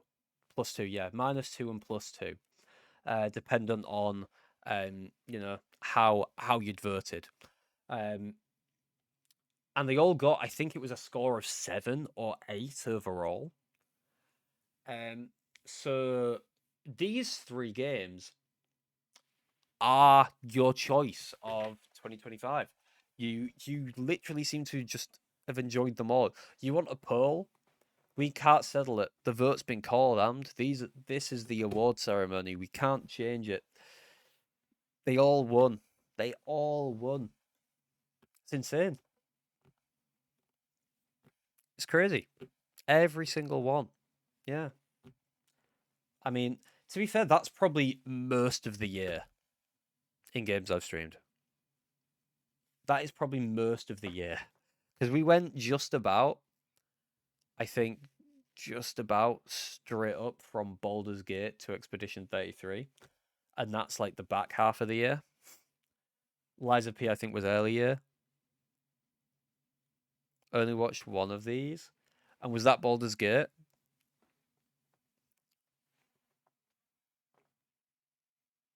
I think. Oh no, it wasn't Baldur's Gate, was it? It was Expedition 33. What am I chatting? Yeah, I know you didn't watch Baldur's Gate. Yeah, Claire Obscure. Sorry. Mate, my mind just went. Ugh. So yeah, they all won. All 3. Crazy. The most anticipated game. So this is the game that I am most hyped to play when it finally comes out. So the nominees, they're making games. Yeah, you wouldn't believe it, right? They're making more games. Like, we keep buying them, so they're like, oh, fine, I guess we'll make more. And my bank account says, please stop, please, no, we can't do this anymore. And they just keep bringing them out. So it's kind of I'm kind of in a sticky situation.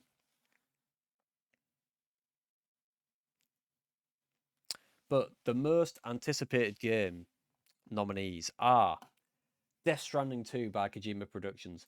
I know it's out. I know it's out on other consoles. I know. This is for the PC release. I only have a PC.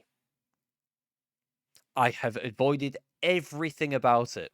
So in my defense, this hasn't come out for me yet, has it? I don't have any other console. I've avoided everything about it, so I know nothing. So it's not come out yet.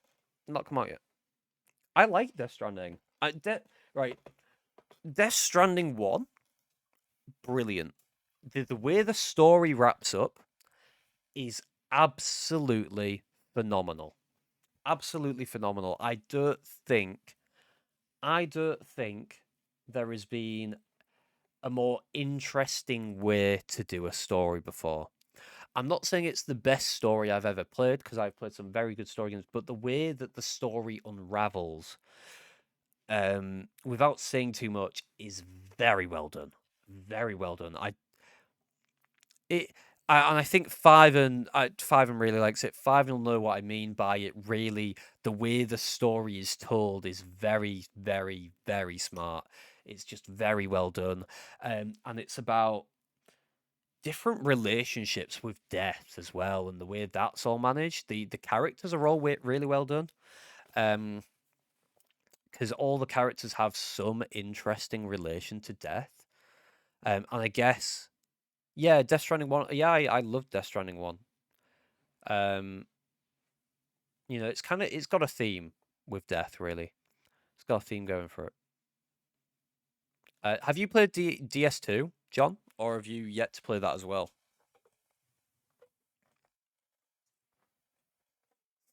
Baby's name is Stranding. Not played 2. We're all in the same boat. Not played 2 yet. Puppy hands. The second nominee is Resident Evil Requiem by Capcom.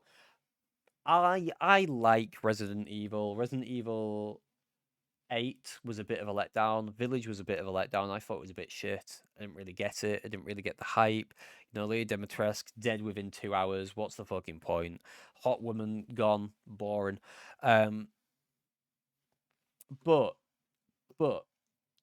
I do really like Resident Evil games. I really enjoyed 2 Remake. Really enjoyed 7.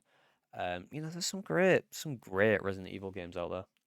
And I think this one looks promising. It looks promising. You're going in as a character who's new to it all, so they're going more that horror route again, which I'm looking forward to. Still never played a single Resident Evil game yet. They're really good, Amd. They're really good. I really like Resident Evil. They're fun. They're good. Good fun. And then the third nominee is Warhammer 40k Dark Heresy by Owlcat Games. I really enjoyed Rogue Trader, which did I play this year? I think I played that last year because it was my game of the year last year, wasn't it? Rogue Trader was really fun. And this is basically just more of it, but from a different angle in the universe. So this follows the Inquisition. You play as an Inquisitor. I think that sounds pretty cool. I don't really like the Inquisition, but I think playing as an Inquisitor could be fun in the in the rule set that I've played in previously. Don't think you have a single game you're looking forward to. I could probably name more than these 3, to be fair. There are other games that I'm looking forward to. Can you romance in the Warhammer game? Yeah, you can. There is romance in Rogue Trader. I'm not sure if there will be in Dark Heresy. Probably. I don't see them removing that feature. But there was romance in Rogue Trader. There was quite a few options, actually, I think. There was at least 3 options. What is your most anticipated game to play currently in your library? Ooh. There's a few, actually. I'm quite looking forward to Silksong. I'm quite looking forward to playing The Altars. The Altars is a game I'm really looking forward to, actually. Played the demo of that when the demo first came out, like, must have been sometime last year.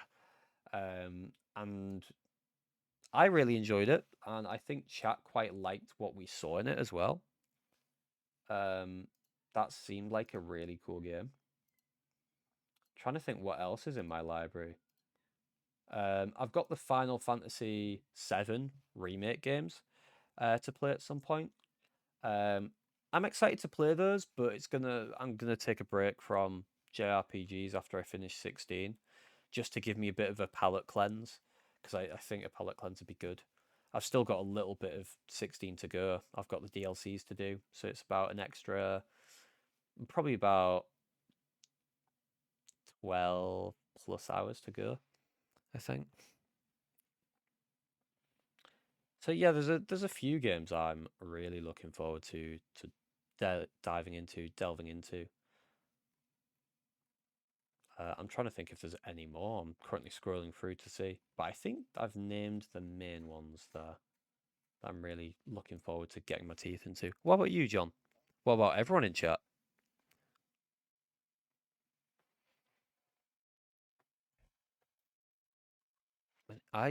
Don't know what the Many Sins of House of Campo is. It sounds like it would be some kind of puzzle game. Am I right, Trindor?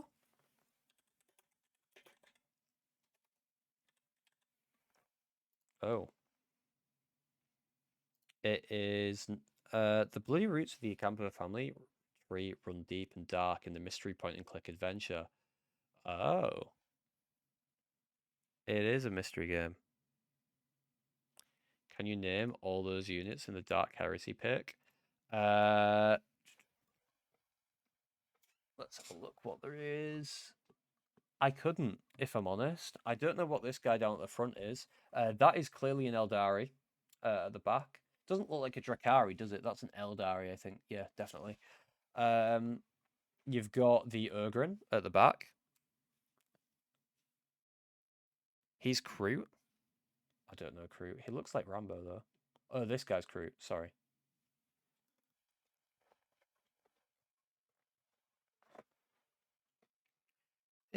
That game does sound a bit like my kind of thing, Trindor, to be fair. The game that you've mentioned there. Looks very odd, though. But also being, like, very pixel arty. I'm not too sure, but I'll add it to a wish list. It can go on. It's the right genre. Whether I like the art is something else entirely. Katsu-chan Jungle Fighter is Rambo. Please wrap it up. You want me to speed through Amd? I had to think. Looking forward to Look Outside. That's out, isn't it? Oh, that's the one in your library. I see. I see. It looks cool, Look Outside. I did like the look of it when it first came out. But it's not at the top of my to-play list. I don't have it at the moment. I haven't bothered buying it, but it's something that's on the, you know, like in the corner of my eye. Like, I could play that at some point. Okay, you want a non-blinding white screen. The most anticipated game. There you go. We've moved on a little bit for you, there you go. The most anticipated game is Death Stranding 2 by Kojima Productions. Yeah, I know it's technically out, but I think I speak for other PC gamers when I say I'm still excited for it. It's technically not out on the console that I play on. It's not. It's actually not. I don't even have to say technically. It's not on the platform I play on. Reddit are going to be raging over this. Nominate Bloodborne 2 then. Yeah, but that's not that's not coming out on PC, right? This has an ESRB rating leak for coming out on PC. That, Bloodborne doesn't have that. Bloodborne doesn't have that.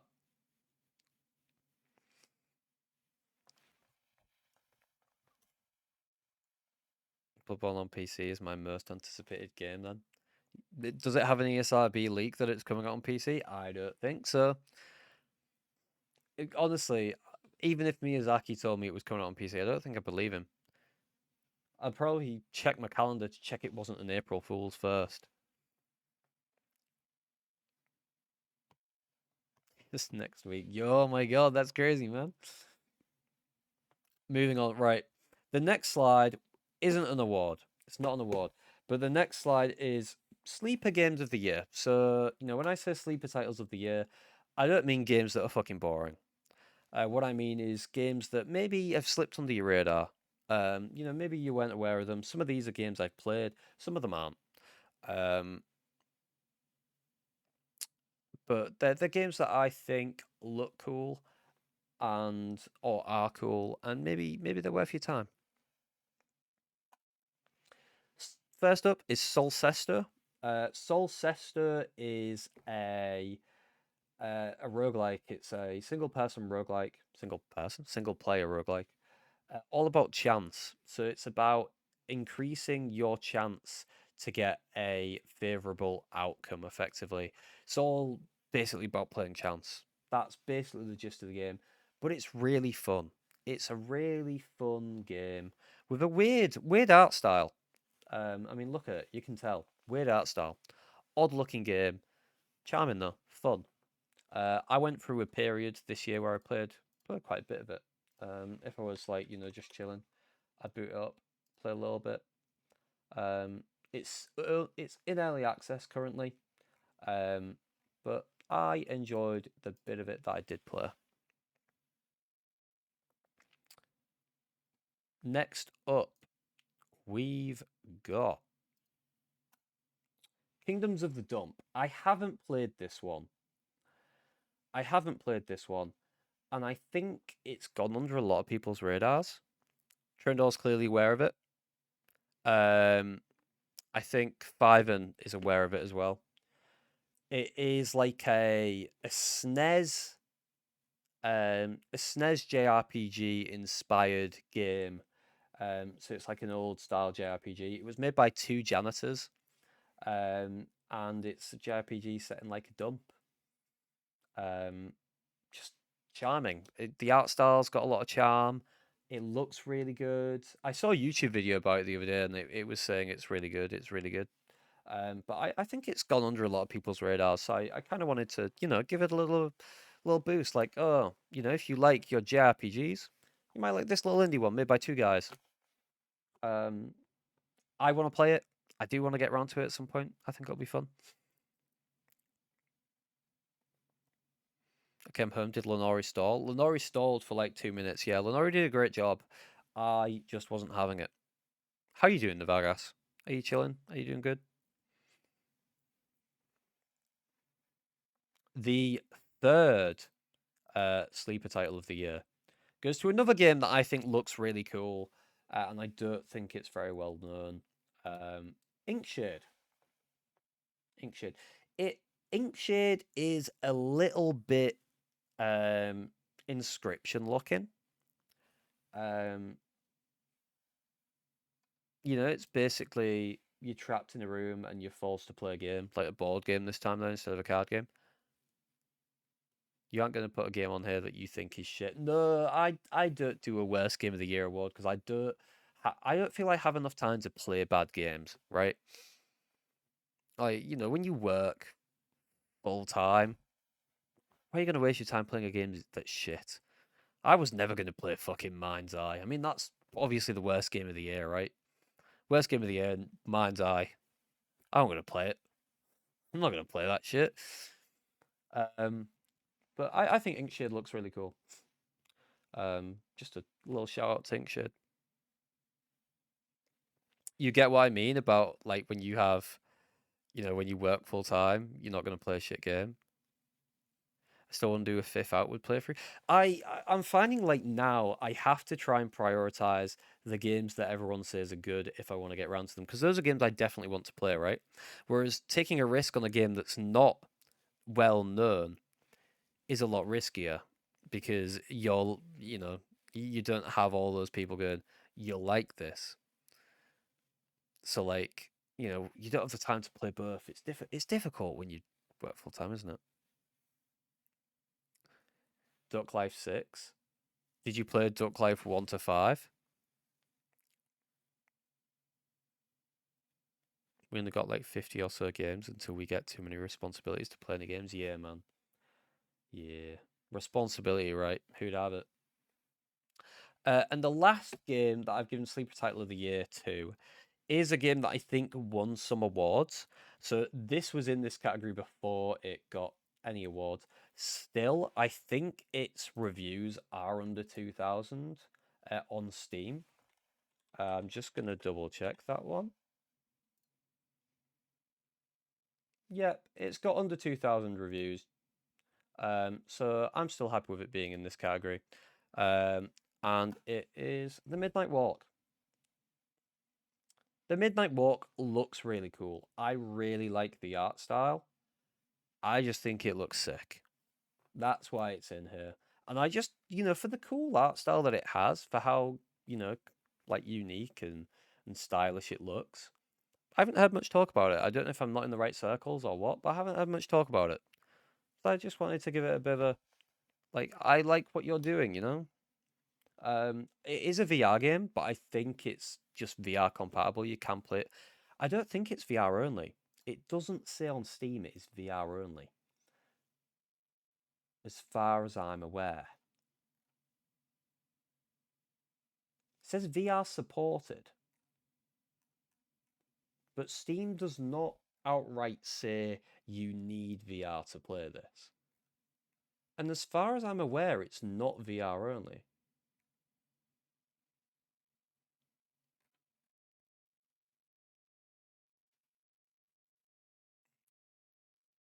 That's why no one speaks about it, because VR games aren't really, you know, they're a bit VR games are just a bit gimmicky, aren't they, for the most part? But I don't think it's just a VR game. From what I know, it doesn't specify you need a VR headset to play it. It would probably help though. Yeah, fully playable in both flat screen with it and with a VR headset, it says on the Steam page. So yeah, I think most people just like kind of, you know, dismiss it as a VR game, but it's not just VR. Yeah, what flavor of Ben and Jerry's you got, Amped?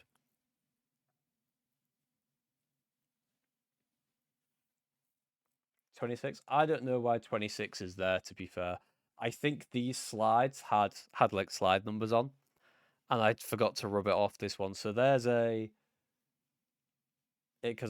was like a template. So there you go.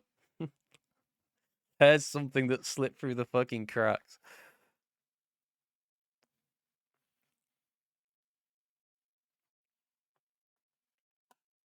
Right, honorable mentions. These are games that I really enjoyed playing this year, but didn't win an award for whatever reason. Maybe they didn't fit into the category, or maybe something else did things better. We've got Final Fantasy 16.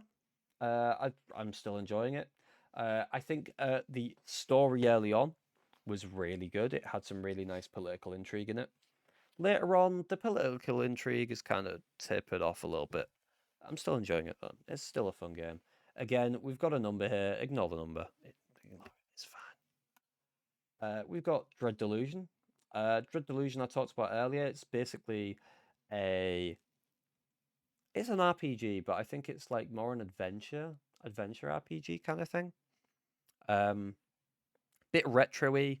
And the idea is you're on some floating island and you've got to stop this leader of an outlaw group from, I guess, leader of a gang, maybe is the better way to put it, from getting access to this treasure that she's found, because who knows what it's going to do. It's a little bit eldritchy. It's a little bit Lovecraftian, I guess, at points. Yeah, these are games I've played. These ones are games I've played. The sleeper titles weren't all games I'd played. Some of them were games I just thought looked cool. But these ones are games I've played and just couldn't give an award to this year. But Dread Delusion, really fun, had some really cool lore. I very much enjoyed the lore of Dread Delusion. There was this idea that, gods have now been outlawed by the people in charge, the apostatic union. And gods usually brokered deals with people. So, maybe they would, you know, keep fields fertile, keep crops growing, but potentially that would need a human sacrifice every year or something like that. It was that kind of thing. There was these deals people did with gods, and the lore was really fun. It was really interesting, really cool. The world was cool, quite unique. I enjoyed it. if you're looking for like a chill RPG to play, Dread Delusion's good. It's great. Elden Ring Night Rain. Couldn't give it an award. It's basically more Elden Ring, but in a roguelike format. It's fun. It's fun. Astrid, how you doing? And then Liza P. I didn't give it an award. Didn't give it an award this year. Well, you guys did. You gave it Chat's Choice. I didn't give it an award. And I enjoyed it. I enjoyed it. It was a fun Souls-like. Fuck Liza P. You don't like it, Navagas? What's wrong with Liza P? You voted for it? Well, 3 games, 1 Chat's Choice. And that was Liza P, Baldur's Gate 3, and Expedition 33. All 3 of them won. They all got the same score. I'm okay at work. We're low staff and things are crazy. Is that because like loads of people have broken off for Christmas already?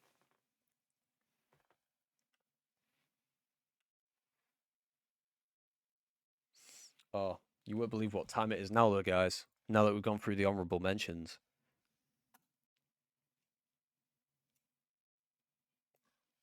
It's time for the trailers. It's time for the trailers. That's right. We've got some exclusive reveals to show off.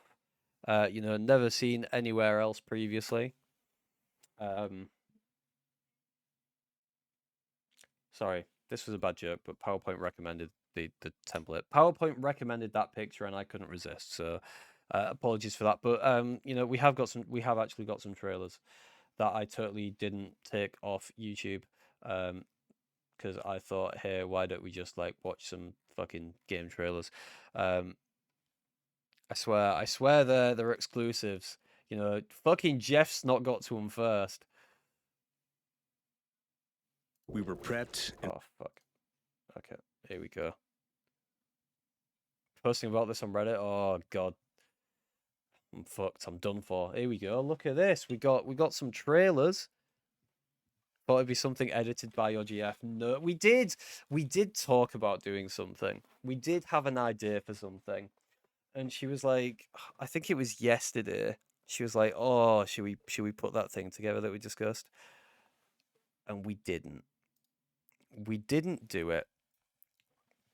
Already been 2 hours. Don't you worry. We're okay. We'll be all right. But yeah, so she was like, "Oh, do you want to put it together?" And I was like, "You know what? We've been so busy since breaking off work on Friday. Just had something every single day. I just didn't have the energy to put it together. So we haven't edited anything. And ready for the heist. It is just game trailers tier that Jeff Keighley didn't get to first. You know, these are some unique trailers. It rerouted the security Some codes. exclusive. Would you believe? The package was Can as you good believe as it? ours.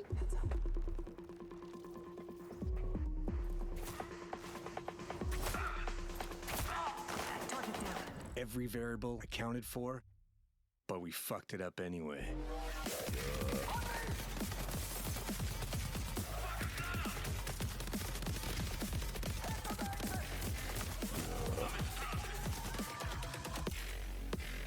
Next Yeah, time, that was we gotta the be even more prepared. Can't believe Half-Life 3 was first shown on the Golden Muscle. It's crazy, right? That was Den of Wolves, the next game by the people who made GTFO. Pretty hyped for that. Pretty hyped for that. Looks pretty good. It's made by the same people as GTFO and I think they did Payday as well. It looks pretty cool. Looks pretty cool. Next, we've got an exclusive from Alcat Games that Jeff Keighley definitely didn't show off first, that fucking bastard. Trying to steal my exclusives. SMH. World premiere, you bet, yeah. The Imperium is torn asunder. In this darkest hour, we are besieged on all fronts. Yeah. I like the animation for this trailer. It's cool. By enemies from within.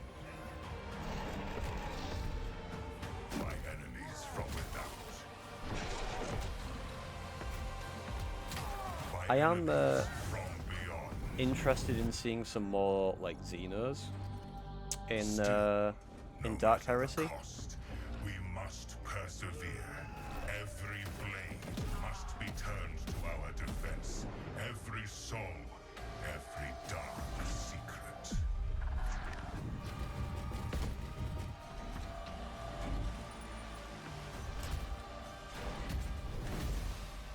For if we fail, all will fall into the damnation of eternal night. Pretty weird aliens that take genes from things they eat. Oh, that's interesting. That sounds a bit like elves in Divinity, doesn't it? Because they take skills and stuff from flesh that they consume. They can learn things from eating other people's flesh.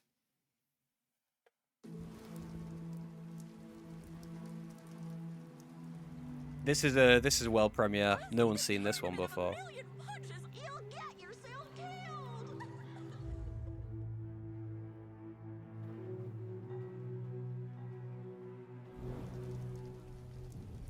All right, you little sick of fuzzy shit. Show me what you got.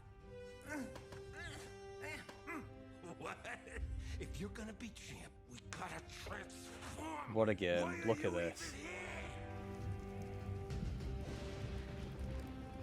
He's got your hair, he does. He's fucking nicked it. I love the look of this game. Are people actually excited for these?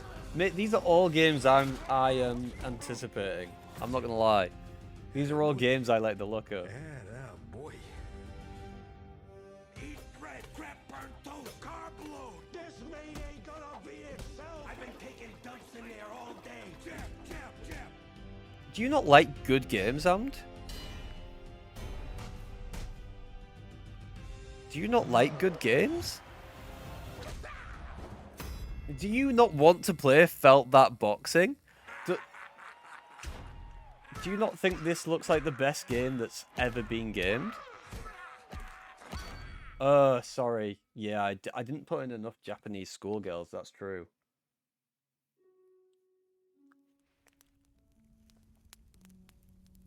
So this made me want to just play Punch-Out. But imagine Punch-Out with puppets. I want to play that. NW9K, how you doing?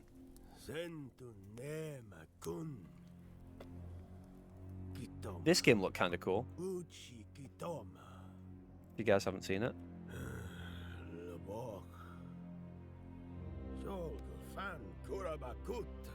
Imagine if they bundled the new Steam machine with Half-Life 3. What if they do? That'd be kind of crazy.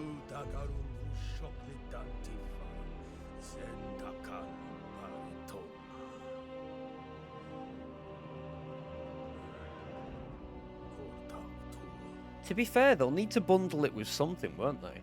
Because it'll effectively be like a console. So you'd imagine they'd bundle it with something. Glad to hear you're doing alright, NW.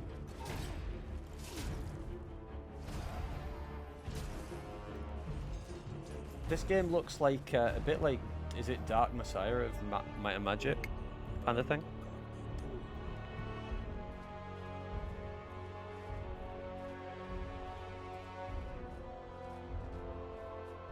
I thought this looked quite cool. I've not played Dark Messiah, but I've heard good things.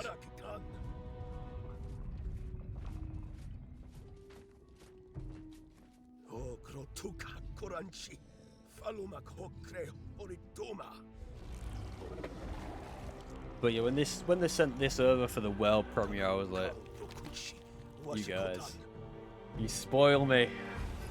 You sure Jeff doesn't want this one? He doesn't? Oh, don't you worry. I'll take it. I'll take it. Yeah, what's that? Jeff's too busy showing off Concord 2? Understandable.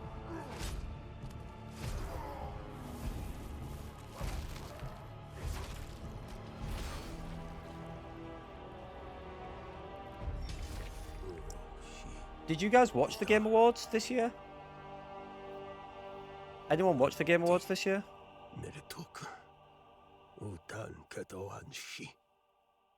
All done. Nope, I didn't. Not live. Yes, no. I watched a supercut of it. So that during the actual one. I didn't watch it, but I looked at what was announced. Did you guys hear about what the last announcement was?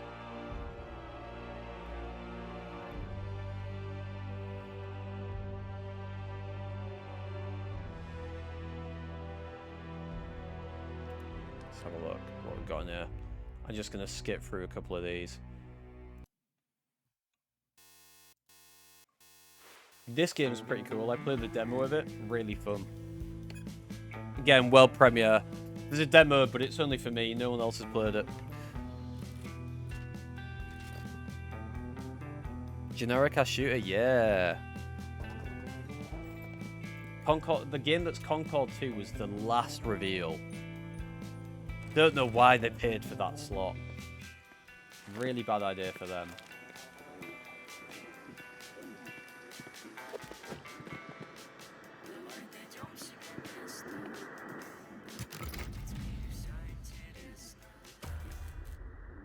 I really like the art style of this as well, to be fair. This is a Trindle. This is a U game. If you've not played the demo, it might still be available. I would really recommend this to you, Trindle. It's a puzzle game that I'm quite looking forward to.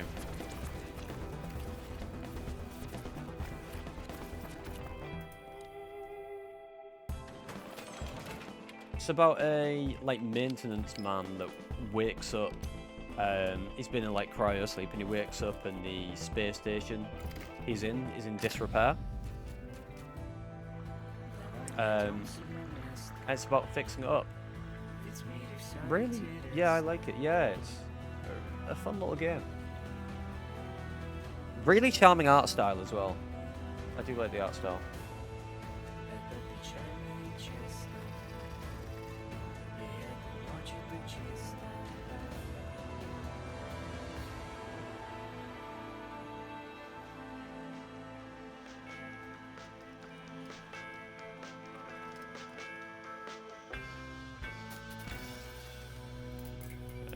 Let's skip forward. We're going to watch this one.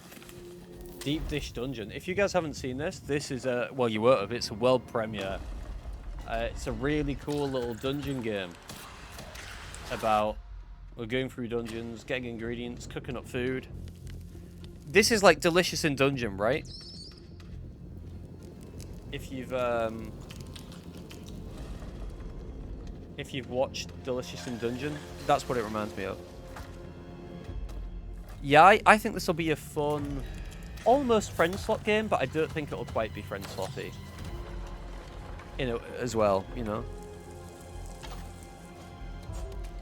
Not the fucking Delicious in Dungeon shit. Mate, that anime was great.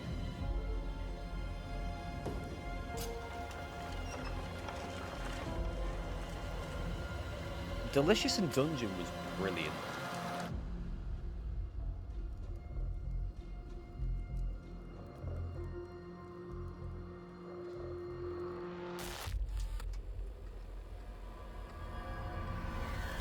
We've got two more games.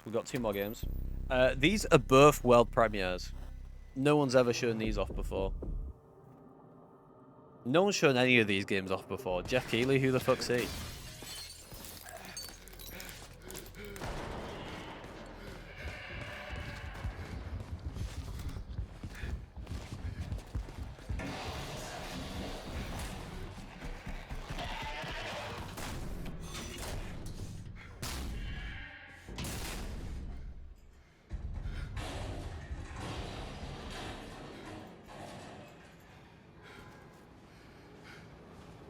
This is Minecraft 2, yeah.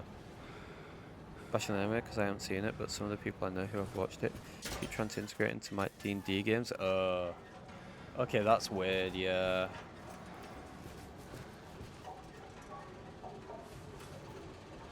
There's certain things it's kind of taken from D&D, but like, just like, oh, we should eat the monsters. Like, that'd be weird.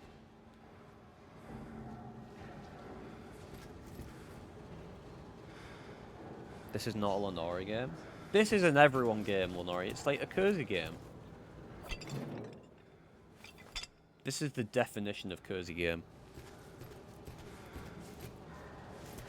It's based off wizardry. I mean, there's certain things that feel very D&D.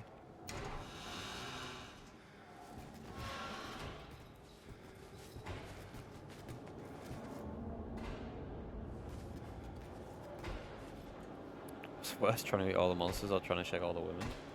I do think trying to shag all the women in your D&D campaign is worse. But that's just being a bard.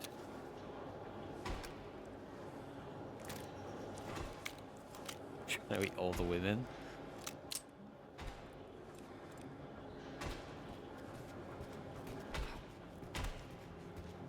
That doesn't sound as weird as it should, Hugh.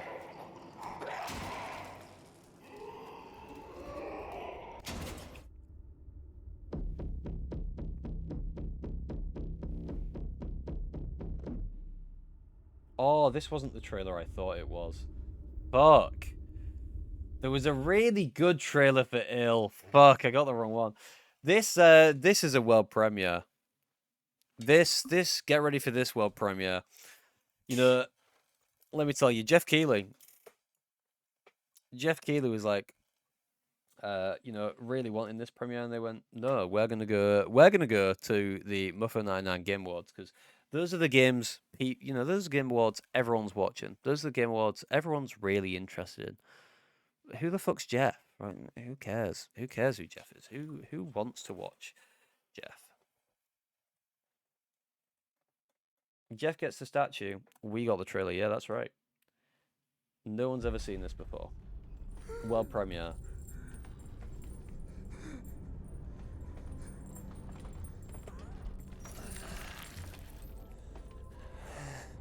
By the way, when it said you have to be an adult to watch this, it's not fucking wrong. Not wrong. View discretion is advised. I've watched it already. You know, just had to screen it. No one else has seen it. Just me.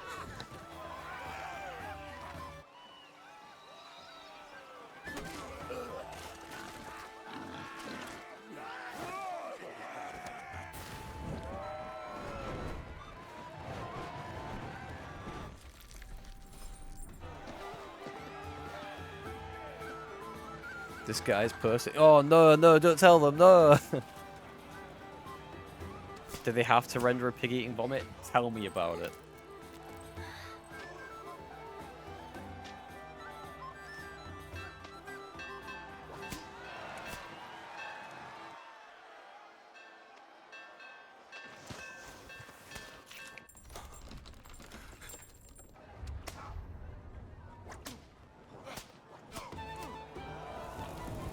But if I have the strength for this...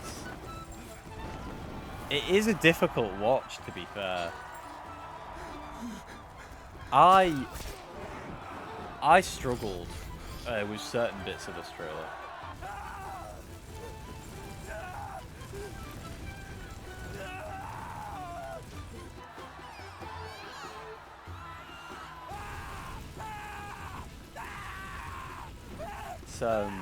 It's incredibly dark.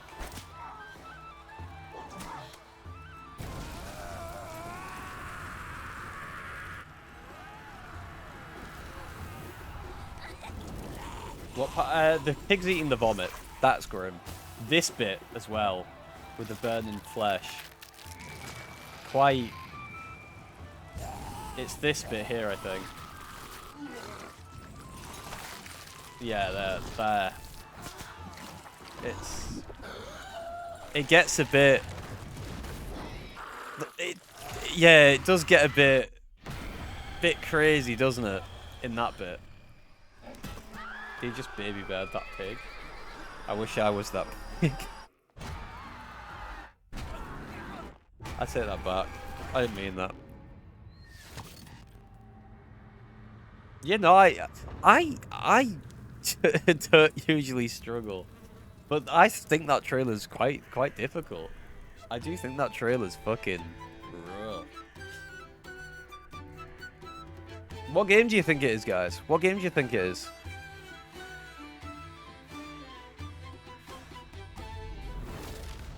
That's right. That was the premiere for Divinity. That's right. That's right. We got the world premiere for Divinity right here. Right here. That's never been seen before. Oh, fuck. Didn't mean to click that. That's it for the trailers. We're done for the trailers. That's all the trailers gone. Would you believe? Would you believe that's all of our world premieres right there? Done. So that was the end. That was the end of our Game Awards this year. But don't go anywhere yet, guys, because we're gonna go for a short break. Short break, so I can refill my drink and go for a piss and get the next show ready. We're going on to the viewer awards. Going on to the viewer awards. You know, we've had sponsors for this first slide. Just do be aware. Had sponsors for this first slide, so it looks great. Looks brilliant. You know, our intern did a great job, but his pay went down a little bit for the second slide, so it might not be as good. Just keep that in mind. You know, he doesn't like working for under minimum wage. Sadly, it's bit of a hurdle we're trying to get over, but don't worry about it. Don't worry about it. We'll manage it, I'm sure. But I will be right back. Pay them less than 1p. No. No. I'll be right back in about 5 minutes. I'm just gonna go for a piss, get a drink, set the new slide up, and we'll be right back on it. Be right back.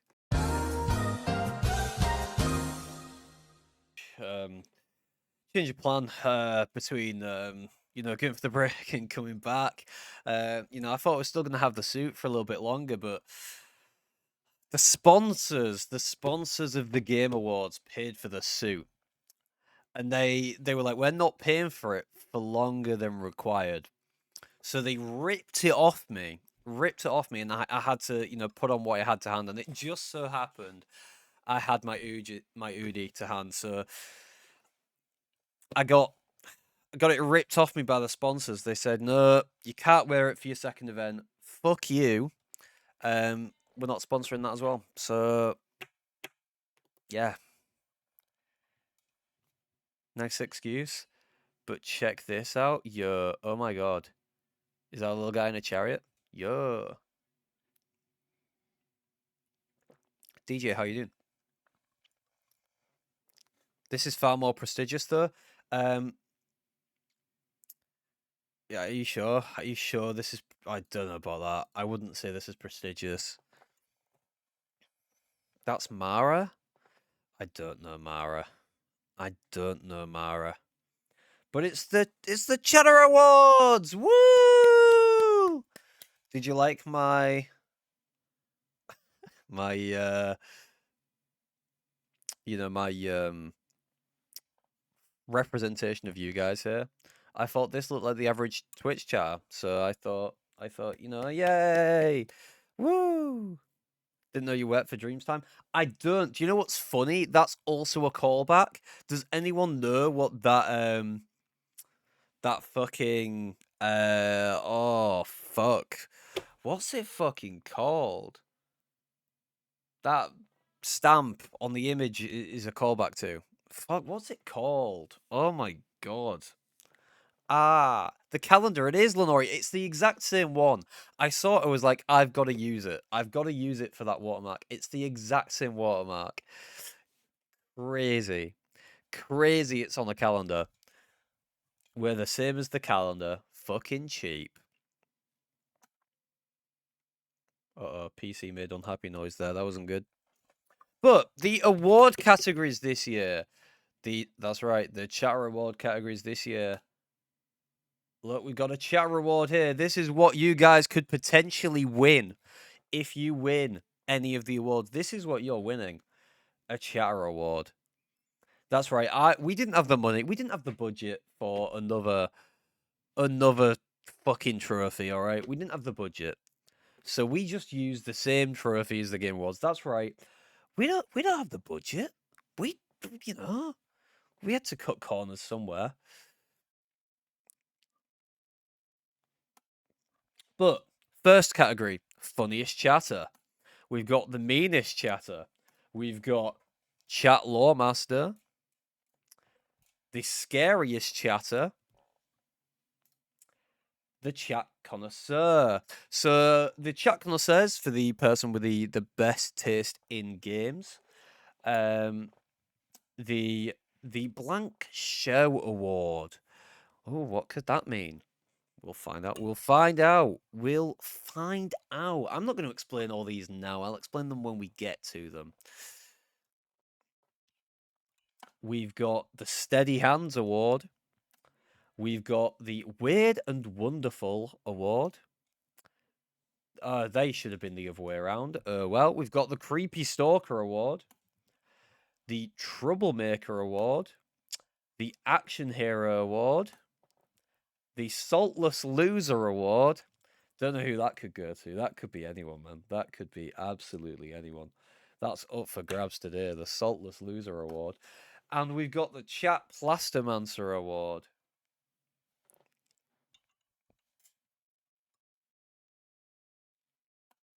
All right, the funniest chatter nominees. Who is going to win funniest chatter? Well, why don't we find out? We have Fiven defending his title from last year. We've got Fiven. He won it last year. Can he do it again? Who knows? Who knows? Well, I know. I'm not going to tell you yet, though, am I? That'd be spoilers. We've got Navagas. Ooh, Navagas. Getting nominated for this. Can't remember if you were nominated last year. Maybe you can take that crown from Fiven, shove him down on the ground, beat the shit out of him. He'll be distraught if he loses that title. He'll never live it down. It'd be...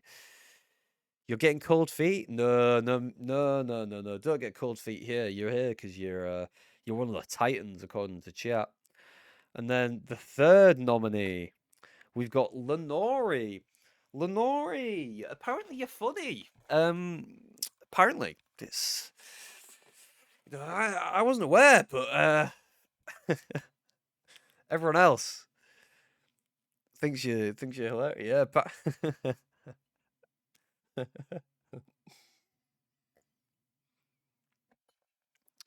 first winning meanest chair. We've got some special mentions. I can't remember the nominees. I can only remember the winner from last year. And then the special mentions, we've got Fiven again, Madge from Navagas. Well, maybe not. Maybe he won't be the funniest chatter again, Navagas. Maybe you can win it. Maybe you've won it. You just don't know yet.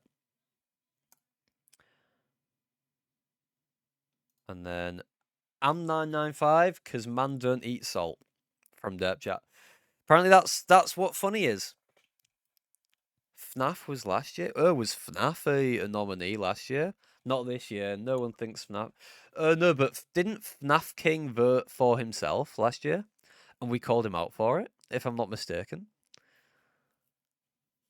Absolutely just fucking ruined him. But the winner of the funniest chatter award is Fiven again. And he gets a trophy this time. Look at that. He gets a trophy. Congratulations. The meanest chatter nominees. To all my fans, I have special thank you in Muffo's DMs. Do I want to look? Oh, have you done a fucking speech? You fucking cheeky bastard. This is his special thank you to all his fans.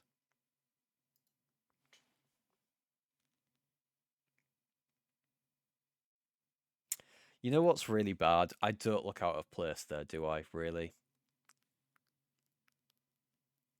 He was ready. He thought he was gonna fucking get it. He thought he was gonna get it. My god, he's put me in the fucking background as well. Fiven, have you felt inspired recently?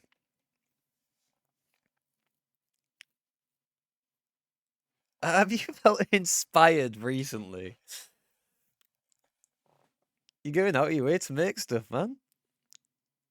He's working hard. Some of us have really got him put the effort in for all your fans. Because you made this and the trophy. You've worked hard, man.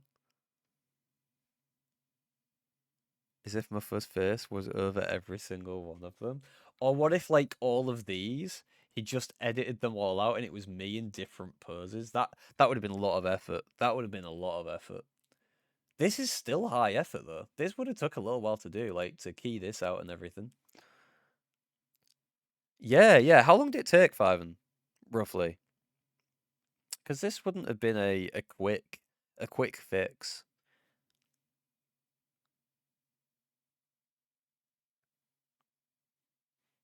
Is my name not blurred? Oh, it should be. I should be in streamer mode. I like the way there's someone here called Small Cock Loser as well. Other people are blurred. I don't know why. Oh, to be fair, that one's not an actual name. Yeah, no, I don't know why they're not all blurred, to be honest. That is weird.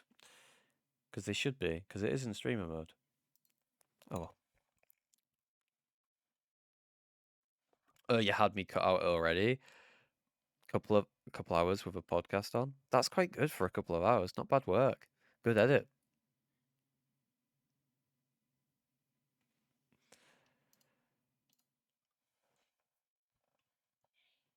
Genoa flag server? Genoa flag?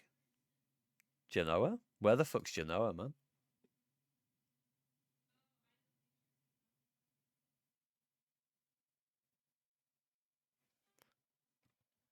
I don't know what server you're on about. Don't have a clue. But the meanest chatter nominations. Fiven again. Fiven has been nominated again for meanest chatter. We've got And995. He's a bit of a bastard, isn't he? He is a bit of a bastard. It makes sense. It makes sense, doesn't it?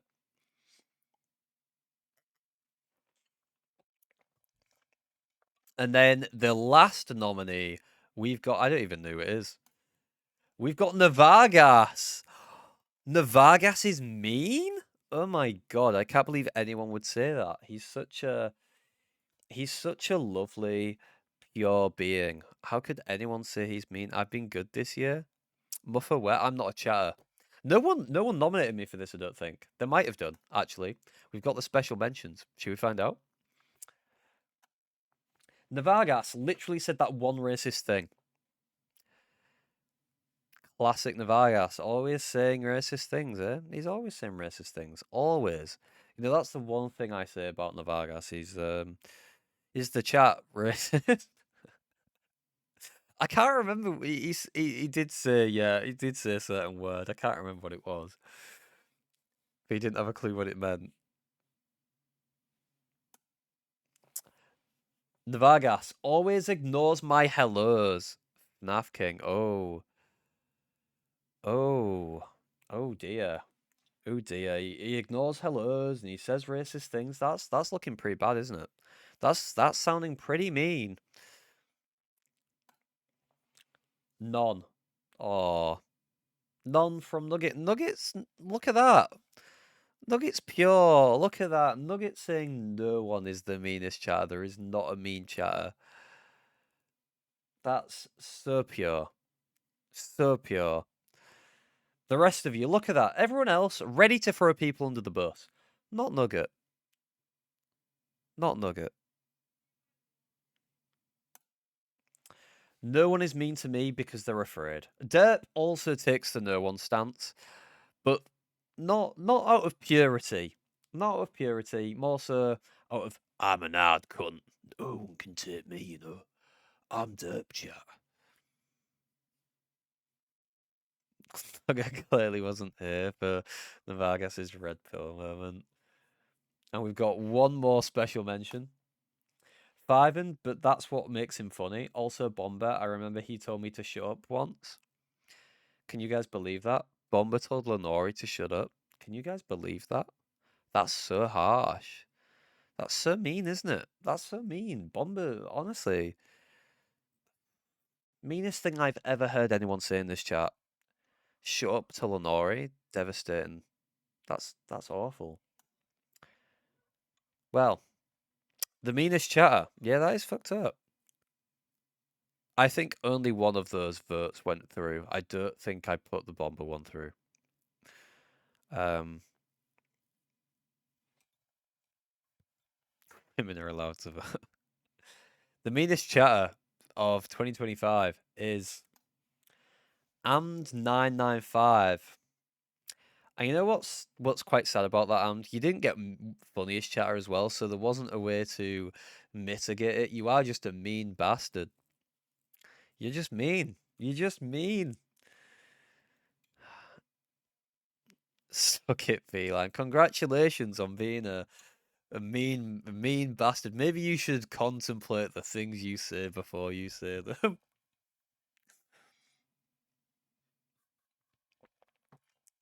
Do you have an acceptance speech, Amd? Do you have an acceptance speech to share?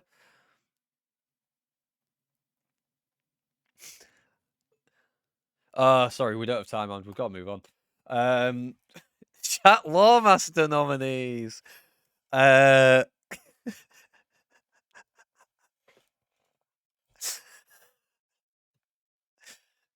he's still going on anyway. He's still going on. Yeah, we don't have time for that, so I'm going to ignore it. The Chat Lawmaster nominees are Darkhole, Lenore, and Trouble. The award art looks so cute. What, the little me in the maid costume? Again, props to Fiven for making that award. He went out of his way to do it. I didn't approach him or anything. He was like, "I'm cooking," and he made it. So props to Fiven for helping out there. Fiven wasn't nominated for the Chat Lawmaster. Trouble do got wisdom, to be fair. Trouble do got wisdom. So the Chat Lawmaster, according to chat, is... Oh, sorry. We've got the special mentions. I fucking forgot about the special mentions. That's already gone. Special mentions for Chat Lawmaster. Navagas Broza Noah, according to Derp Chat. Broza Noah. Anyone ever heard the term Broza Noah before? Dark makes sense as well. I feel like he busts some stuff out sometimes. I feel like he's got some knowledge. Knowledge. That's an old meme, isn't it? No one ever does that meme anymore. Derp gets a free lunch. Yo, I'll tell him. Tell him you said that next time he's around. I feel like Trouble knows about lore because he plays TTRPGs.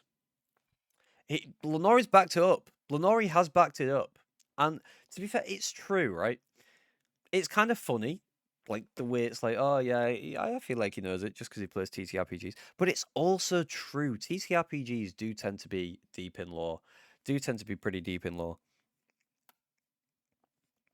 The winner of Chat Lawmaster, though, is...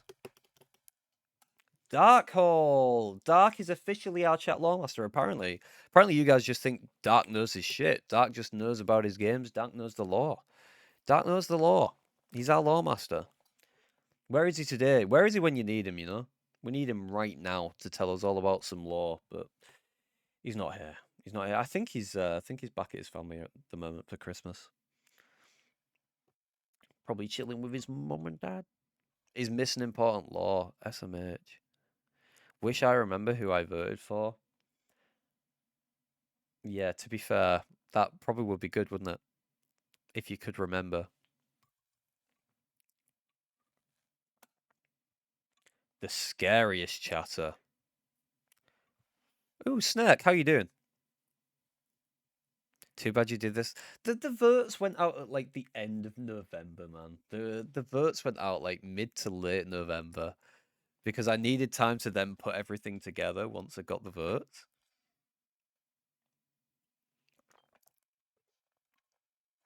The scariest chatter nominees are... Well... Not yeah. I said fucking nominees. I've paused for a second. Like, I can't just call them the scariest chatters. Scariest chatter nominees are Wolfram, Lenore, and Amd995. So these are the people you guys think are the scariest, be it from things they say or you think they look the scariest. Who knows? Who knows? I can't say. But you guys think these three are fucking scary people. Let's go to the special mentions. Do we clap for this one? Maybe you cower in fear for this one, I think. Cower in fear. Hide. And I might trip over him. From Hugh. Don't know why tripping over someone is scary. But apparently it is, according to Hugh. You know, him being so small. Pretty scary. No one, because I'm an hard cunt. That's derp. That's derp. He's going with that hard man narrative again. Not sure about it. Lenori, she'll tell you all of her goon material. From Amd. It's not wrong. It's not wrong. Some of the things that Lenori might say. Maybe Am's right there. Lenori can come out with some pretty terrifying thoughts that maybe, you know, it would be best off not knowing. Lenori and her bad toe from FNAF King. And get ready for the last one. Get ready. FNAF King, they tried to suck my toes from Lenori. Now, just from FNAF King's previous comment, I'm getting the vibe maybe they wouldn't suck your toes, Lenori. There's just a bit of a vibe. I'm getting the vibe that they wouldn't want to suck your toes. I think you're safe, yes. So maybe your vote is a bit misplaced. I think you've, you know, you could maybe have voted for someone else, to be fair. I think you're safe from FNAF King with his toe thing. FNAF King clearly loves scary things, though. Their name is FNAF King. That is true. That is true. He could suck the other toe. Yeah, I didn't think about that. Just make sure they're both bad.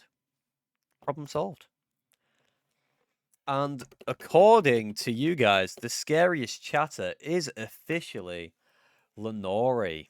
Lenori's the scariest chatter. Would you guys believe it? If I saw Lenori down an alley, I'd start walking the other way.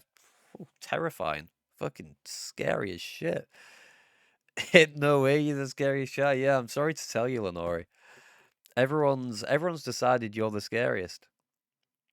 I'll take the win. Women are scary. That is true. Women are scary. Chat Connoisseur nominees. So the Chat Connoisseur Award. This is for the chatter with the best tasting games. Best tasting games. So you know who do you guys think has the best tasting games? Well, should we see who the nominees are? Ooh. To be fair, this one's a good award to get, isn't it? It means you've got good taste. I'd want that one. We've got Wolfram. People think Wolfram might have good games. Good games, good tasting games, good games. He might have good games as well. If he's got good taste, he'll have good games, surely. We've got Trindor. Does Trindor, to be fair, me and Trindor, we have similar taste. We have a crossover. We have a genre we're both really big fans of. So yeah, no, I'd agree. Trindor's got some good taste.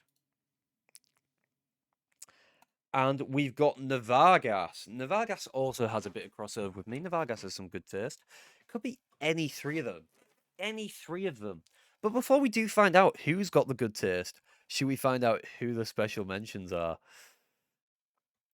Who's a special mention? Nevergas. Don't know who Nevergas is. I'm not sure. I'm not sure who Nevergas is. But Derp Chat voted for him. So there you go. And vacuously, she plays Valorant. So FNAF King said vacuously and then disproved it by saying she plays Valorant. So yeah, but you know, it's you know, bit of a bad vote there.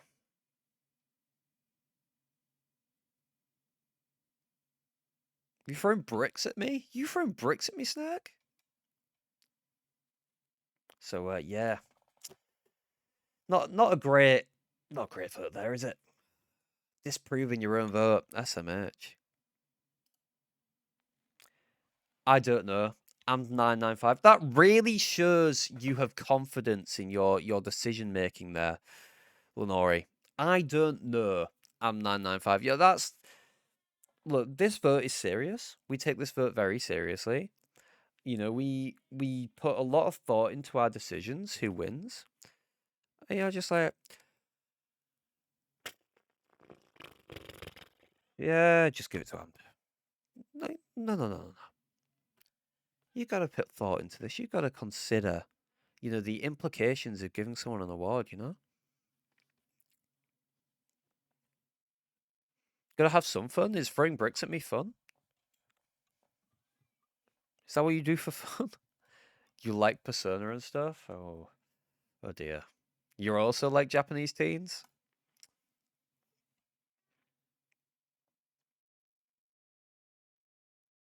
Bullied into the vote because I'm this so mean. It's official. That could be true, DJ. There could be some truth behind those words. You know, maybe Amd has been threatening to beat people up if they don't vote for him. I like Japanese old men. It isn't the same. I don't know which is worse. So the Chat Connoisseur Award goes to Navagas. It goes to Navagas. Apparently, Navagas has the best game. According best game. He has the best game. He has the best taste in games according to you guys. Which I think Navagas is a good shout. He's got some good taste in games. Some good taste. Next, the Blank Show Award. So this award is for the person who, you know, we would like to see a show about. We would like to see a show about. So think of the Truman Show. It's the Whoever Show Award. I'd like to see, you know, some of you get a show about some of you guys. Maybe it'd be boring. Maybe it'd be interesting. You never know. You never know. Who are the nominees? They are Lenori. Don't know why that one showed first. This is a worrying start, isn't it? And people want to see an Am show. People think Am to be a good main character of a show. And John Lerv. People want to see John. People want to see John on camera. I mean, I do.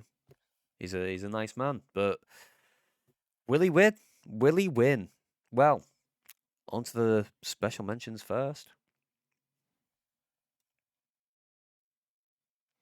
The Lenori show couldn't be aired on TV. That is probably true. I wish Amd, Lenori, and John stream. What, they stream together? An Amd, Lenori, and John stream? So you want Jingle Jam, but without me? I get it. Get it. Stream in general? Well, you're in luck. 2 of those stream. Oh my god!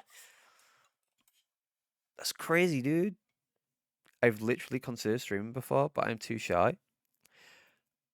To be fair though, Lenori, right, when you first start streaming, you will likely only get 1 to 2 viewers in a stream. And the amount of people in the chat build up, and you don't look at the viewer count. That's the player. You don't look at the view count. You don't know how many people are watching. You just chat shit. It works. It's great.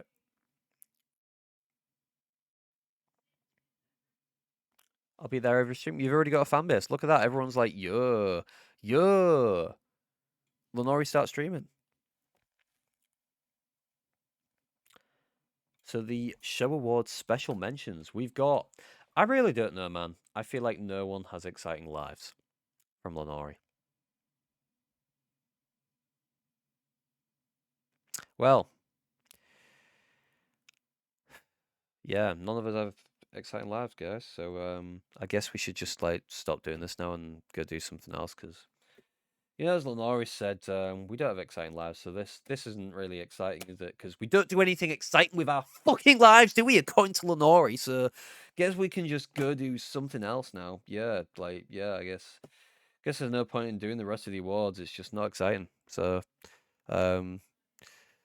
yeah, guess we'll all just go our separate ways and try and do something exciting with our lives instead. Well, who won the Oh fuck, I've already ruined it. Yeah. It's the Lenore show. So Lenore apparently no one leads an exciting life, but you get the fucking award. I see how it is. I see how it is. Let's all just leave Lenore to have an exciting life, and we can all just go fuck off. I get it. I get it. Oh, Lenore's better than us all. Lenore's better than us all. Yeah, yeah. You're happy. Yeah, at least someone's fucking happy. At least someone's fucking happy. You know, you dumped on all of our lives, and now you've got an award. I get it. I get it. Yeah, you can be happy, not the rest of us.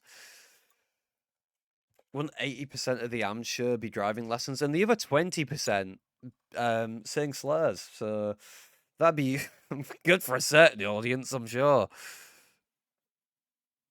Who would guess Lenore would win the Lenore Show Award? That is crazy, isn't it? That is crazy. There's your Lenore Show Award. Why don't you take it home and put it on your fucking mantelpiece? Enjoy your award. 100% the Lenore Show would be me getting drunk on Fridays. Yeah, there's no Monday, Tuesday, Wednesday, Thursday. It's always just on Fridays. Do something exciting, Muffa. Alright, here we go. Here we go. Here we go. What am I going to do? What's exciting? What's exciting? What have I got that's exciting? I don't have anything exciting. What am I? Am I a dancing monkey? Is that what I'm here for? Am I a dancing monkey for you, Snark? Is that what I do? You think I'll do something exciting? I'll do something even more dull. I'm just gonna start fucking reading a book. Yeah, fuck you. Here we go. This is exciting, isn't it? This is. Fuck.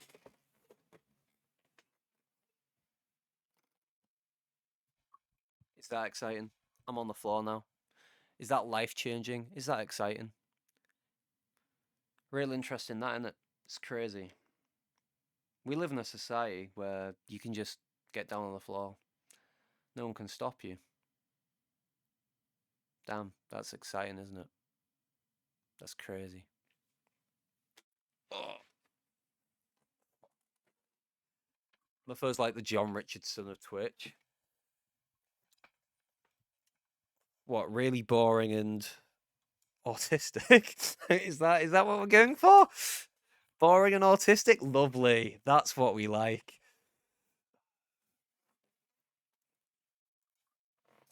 I do like John Richardson. In certain settings, I don't think I could watch his stand up. But he is good on 8 out of 10 cats. Just countdown. Him and Sean Locke, the way they bounced off each other, great. I do love Sean Locke though. Sean Locke. He's probably my one of my favorite comics. Can you show feet on Twitch just to take payment for it or make it too sexy? Could make my first stream a feet reveal. Yo. See how fucked my toes. How can we giving descriptors of the nominees? You all know each other. All right, let me do that for this one. The Steady Hands Award. This is for the person that people would most like to do surgery on them. We've got Ivor Hugh Jazz. Everyone knows Hugh. Everyone knows Ivor Hugh Jazz. He's got a huge ass, absolutely massive ass. Fun fact about Hugh, he can't actually fit in an airline seat because his arse is so big. So he has to pay for 2 seats. Just because of his arse. I'm not calling him fat. He's just got a massive arse. It's like 2 balloons.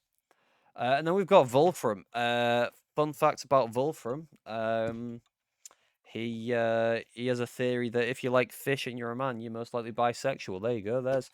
There's Wolfram's description. I don't fucking know what you want from me. I don't know what you want from me.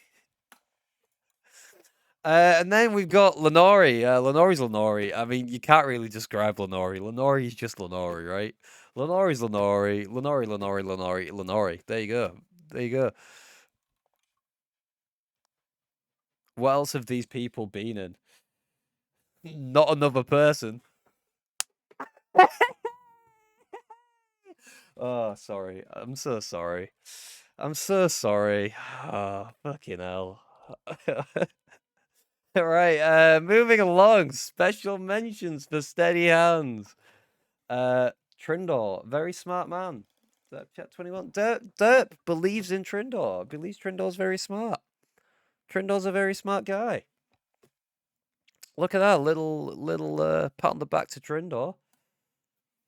None of them, they'd all kill me from FNAF King. FNAF King's not trusting any of you. FNAF King's like, I'll pass. I'm not. If the choice was between them doing surgery and me dying, I'm dying. By the sounds of it. And then we've got Wolfram. He's smart, right? Yeah. Yeah, I think Wolfram teaches chemistry, right? Does he teach chemistry? So it's close. It's I guess it's close to surgery. Not really close, but close. Sure he is. Yeah, I hope so. I hope so, because Lenori's life's in his hands. If I saw that broccoli cut with a FNAF shirt on, he's a goner.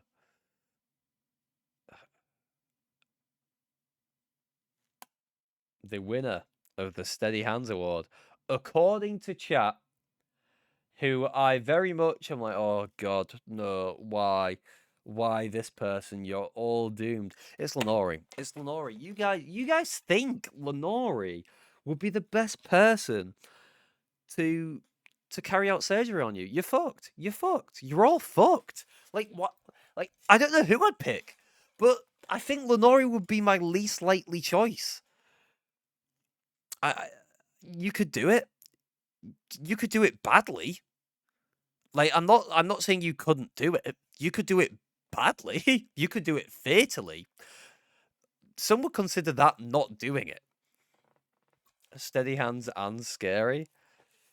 Who's most likely to to be involved in organ trafficking? Probably Lenori, right? Lenori's probably involved in organ trafficking.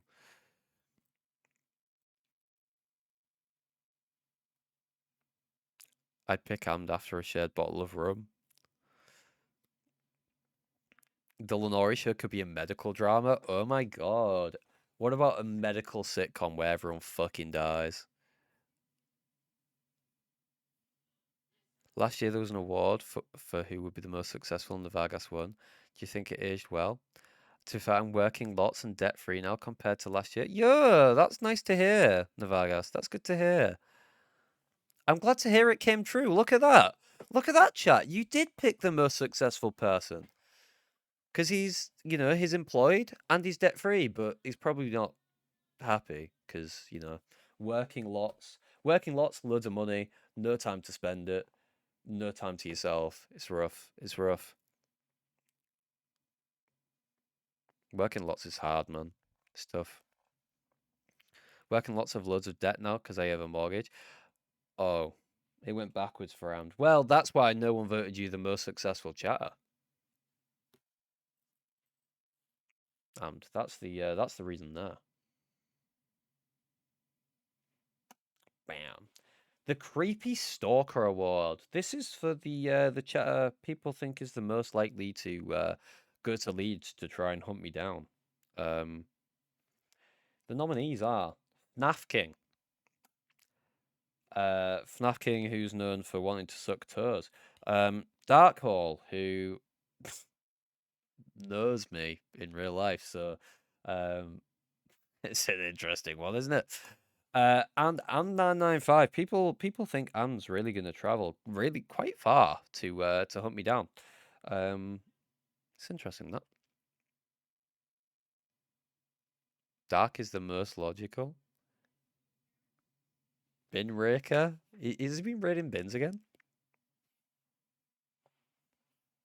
Actually thought Lenori might be in the running here. It's quite surprising Lenori's not in the running, right? Am's in the running, Lenori's not. I would never go to Leeds, so you're all wrong. Well, let's have a look at the special mentions. Whoever you're most afraid of. That sounds more like a threat than a vote. But okay. Derp's gonna send whoever I'm most afraid of to hunt me down, apparently.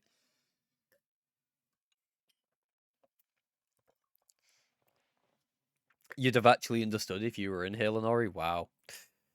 Did not expect Amd, but maybe there's something we don't know. Maybe he is a stalker. We just don't know it. Muffo99. Amd believes I am gonna stalk myself. Amd believes I am gonna go to Leeds to try and find myself. I feel like someone needs to check up on Amd. Just a concern, you know. Fiven, something tells me he wants your ass. From FNAF King, that apparently Fiven, apparently FNAF King's onto you.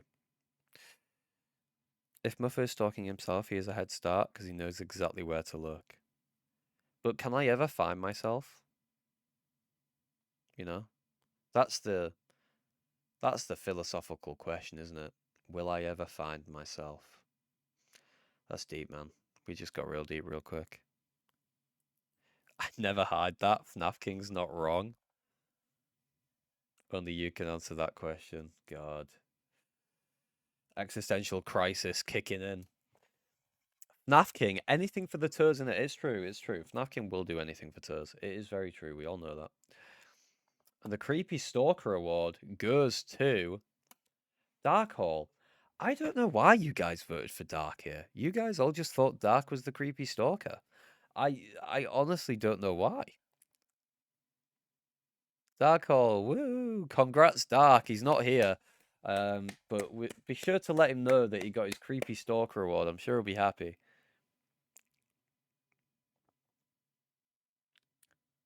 Could write this for the future generations.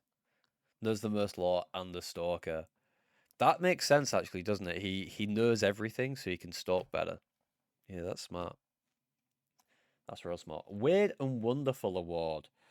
The Weird and Wonderful Award is for the person you guys think has the probably has a weird and wonderful health condition, or well, not health condition. Was it health condition? It was health condition, wasn't it? It was just a weird and wonderful, odd thing with their body, basically. Is it Lenori? Is it Hugh Jazz? Or is it Amd? Let's have a look at the special mentions. Lenori's fucking gangrenous tour. Special mentions, we've got Am995. In brackets, nutrition related from Fiven. Fucking shots fired at your diet. Jesus. Shots fired at Am's diet, living off frozen pizza and like homemade pizza and fucking microwave lasagna.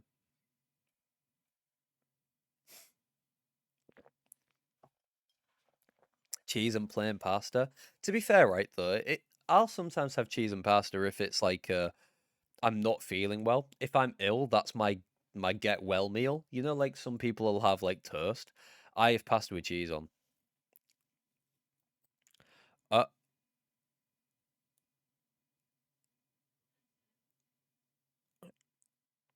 Oh.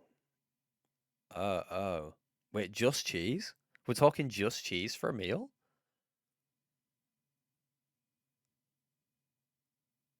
I literally eat nothing made in a microwave. Yeah, but you will just eat cheese or plain pasta. You can't say I literally eat nothing made in the microwave to make it sound better. And then it's just a block of cheese. That's worse. Forcing a human diet. Yeah. I think someone needs to step in. Man's like, I don't eat anything out of a microwave. But then he's like, in the same sentence, I'm having cheese for dinner. Someone's got to stop this man. Like, oh my god, just plain pasta or cheese? That hurts me. That actually hurts me. I can't vote for myself, so Volfram. I remember the perennial abscess story. I don't remember that story. Lenore. You must have kept that away for a rainy day. You claim it's like trying to feed the people they saved from prisoner of war camps. Oh my god. Invited around a girl's house the other day and forced to eat food that was made with seasoning. Mate, what? Wait. You were invited around a girl's house? Go on. Go on armed? Was this like a thing? What did she make you? Did she make you something nice? You played with their Labubu. I don't know if that's a euphemism or not. That could be, couldn't it?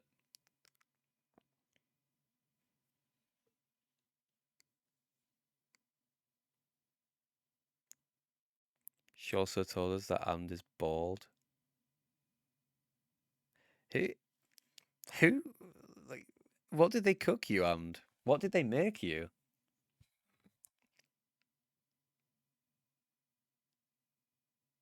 She got them out and took a picture with it. Fucking hell. Fucking hell. What did you eat though, Amd? I really want to know what you had with seasoning.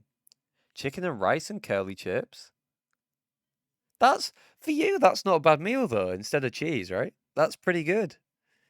That's pretty good. That's it's not even. It doesn't even sound complex to be fair. Chicken, rice, and curly chips. I was expecting something a bit more. I don't know, like a homemade chili con carne or something. But were they like curly fries? It is, yeah. The curly chips is kind of funny, isn't it? Like chicken and rice. What was on the chicken? Was there a sauce? Like, are we talking, sweet and sour sauce or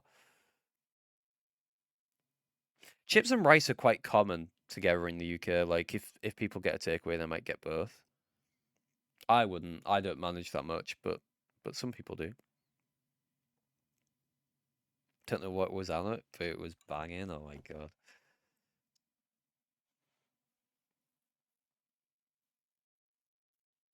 It wasn't plain, that's for sure. Yeah, sounds pretty good. Sounds pretty banging. And it was salt. Oh, that's good. That's good. It was just salt. Trindor, that was good. That was good. That was very good. Very nice. And the Weird and Wonderful Award goes to both Lenore and Amd. So we've got 2 awards. Look at that. 2 awards for you guys. Both of you won it. She did say there was salt.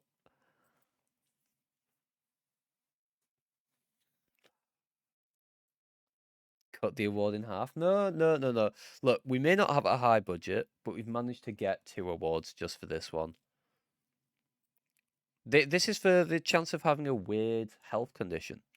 So congrats, Sam. You've probably got some fucked up stuff going on. Con to chat. They all think you're a medical enigma. Troublemaker Award. So this is for the person most likely to be deported from another country. We've got FNAF King, Bomber, and Wentington. People really think these 3 are gonna get deported. That's crazy. Well, actually, it's probably accurate for FNAF King. Rip Wentington, Rip Ween, Rip Ween.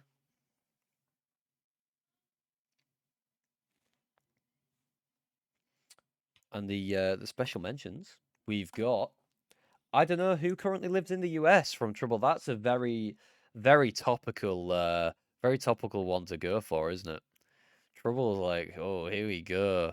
Here we go with some topical political humor. Cutting deep. A little voice deep within me says, I've a huge as.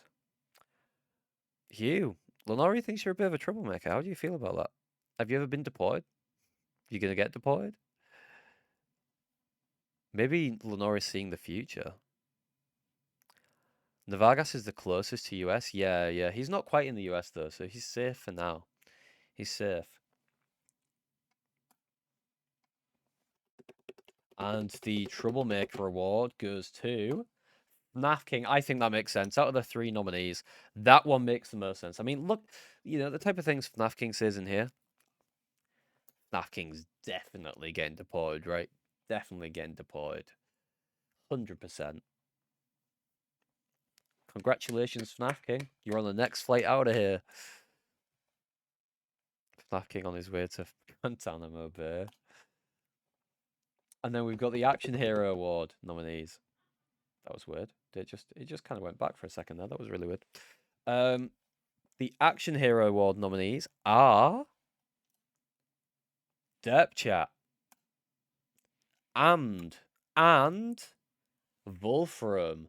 So this award is for the person people think would be the best, action movie hero.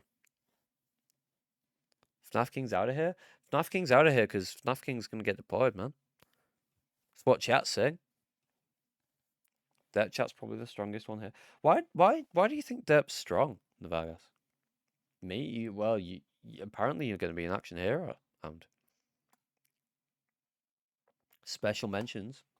No one is cool enough here. Come on, guys. Derp Chat 21. Derp didn't even nominate anyone. Derp was like, none of you are cool enough. None of you are hard enough. Derp does fencing. International.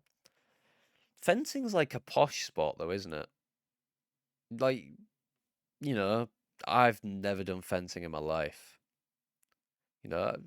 I'd say it's more fancy. He's a posh twat from Leeds. Yeah, it's just posh. It's not, I wouldn't say it with a flimsy sword. Nah, strong. Nah. Sword fighting, though, he could kill someone, probably. So could I. Through being a fucking idiot. Doesn't mean I'm strong. Probably the only one here that exercises regularly. That's true. That is true. I don't exercise. I will give you that. I keep saying I should get back to the gym. Like, I should, get a gym membership and go back to the gym. But the closest gym to me is like £30 or £40 a month. And I'm like, fuck off, am I paying £30 to £40 a month? Like 20, sure. 30 to 40? Get fucked. I ain't paying that. He does get drunk a lot, though? Oh, okay. So it might balance out. Haven't gone in 3 months? Oof. When you work, though, it's hard to find the time to do what you want and also exercise, right? That's hard. That's difficult. It'll make your wallet lighter. I don't need any help with that, You heard of books? Have you ever heard of books, man?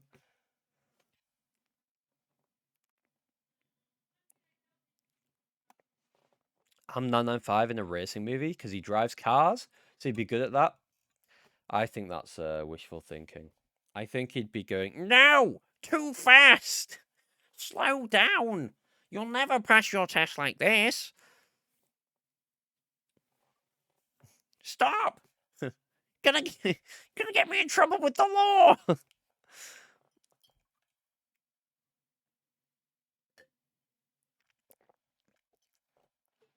Bro's never seen me drive. Do you drive recklessly? My work pays for a gym membership and I don't use it anymore. No.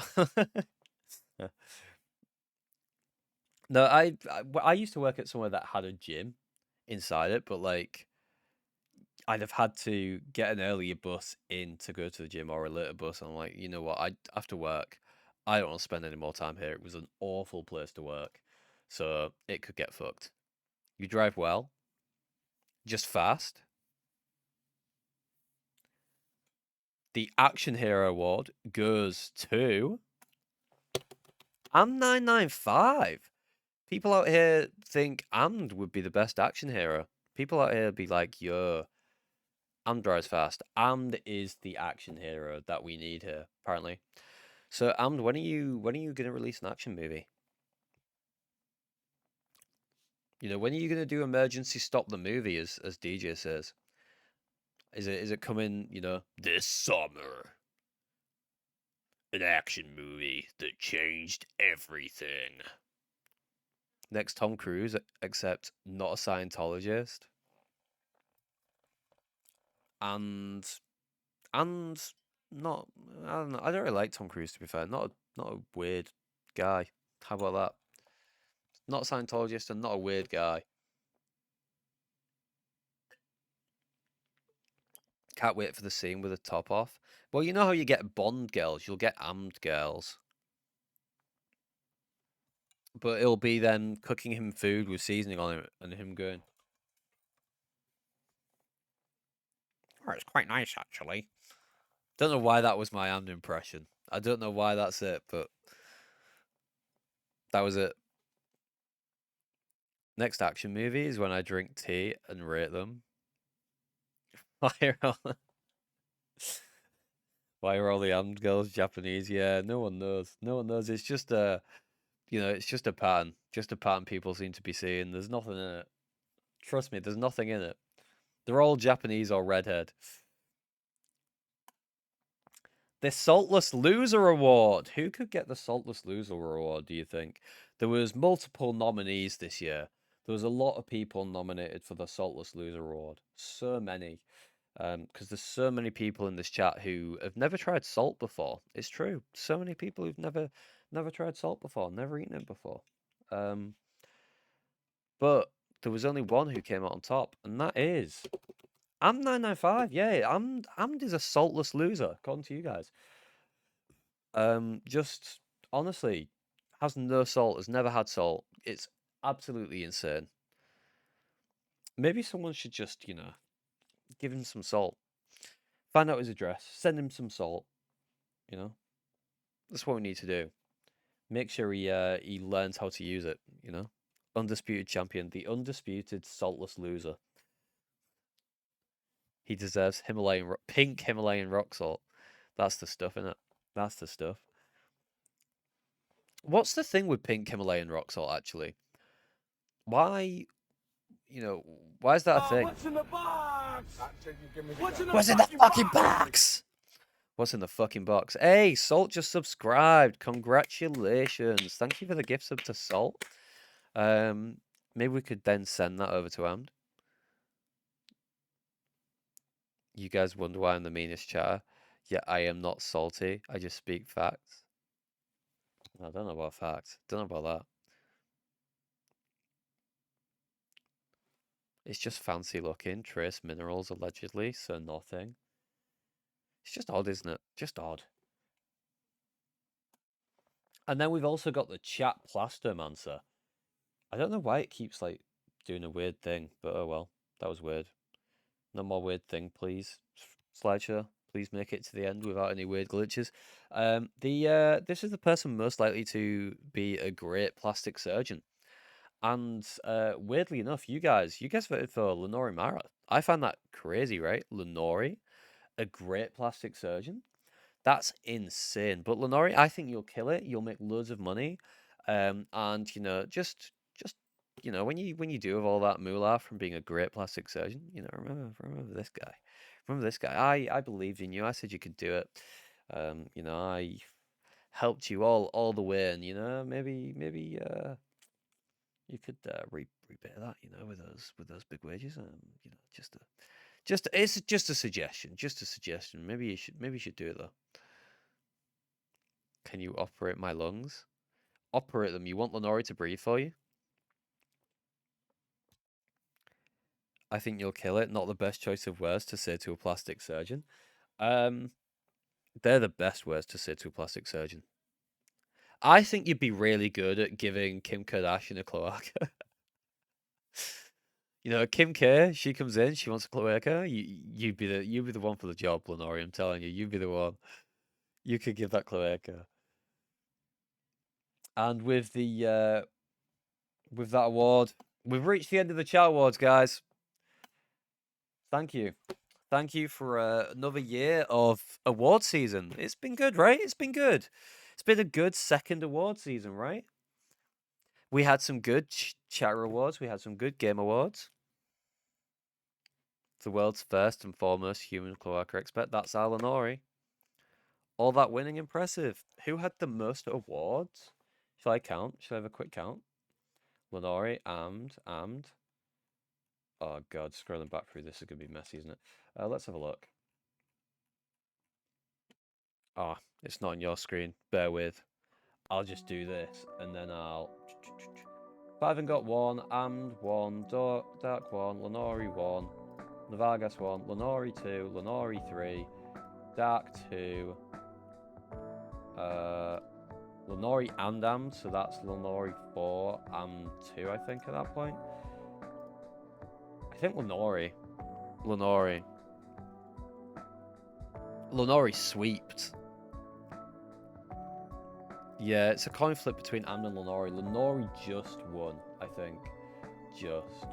Or there might be even, actually. Let me count Amd. 1. Amd got 1.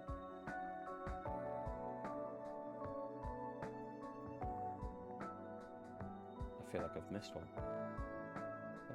No, Amd got 1, 2, 3, 4. Lenori got 1, 2, 3, 4, 5. Yeah, Lenori got one more. Some of those awards count as a -1. Which awards count as a -1? 5 and 6 was going to be an AM995 sweep. It was a Lenori sweep. Lenori absolutely sweeped the awards. We're going to quickly finish on a game, though. Just to tie off the stream. I will be back streaming again. It won't be this week. I'm gonna be away for like most of the week because we're going to my girlfriend's family for Christmas, and then I'm seeing my family on the Saturday. So chances are the next stream is gonna be on the 30th. Chances are that'll be the earliest the next stream will be. It'll likely be on the 30th, but there might be a chance that I'll be tired because I've just been knackered from, you know, having seen people for so many days. So we'll see. We'll see. Next stream, new cat calendar. I might get a new calendar. You never know. Never know. Is this? Oh shit! I'm not showing you the game, though, am I? Yeah. There you go. This is Blood Bowl, isn't it? I think. Or is it Blood Bowl 2? I'm guessing 1. Yeah, it was Blood Bowl 1. Look at me go. Insane. Oh. Is this Dragon's Crown? Who's she? Hello? This could be metaphor, maybe, with the colour palette. But I don't think it is. Because doesn't instantly gone, oh, that's metaphor.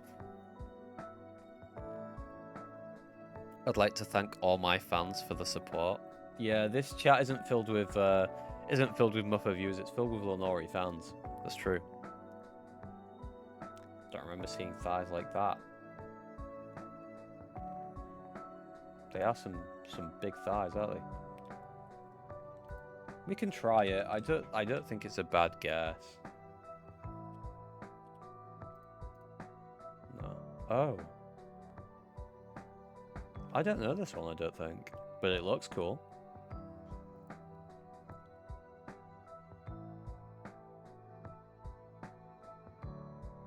It was a bad guess. Are there any fighting fantasy games? I don't know.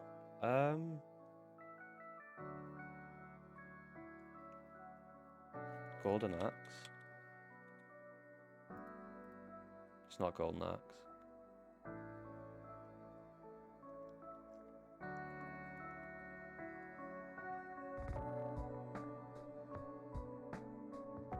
What if it's Dragon's Crown? It's not that. An attempt was made. I actually don't have a clue what this is. I don't know any of these characters.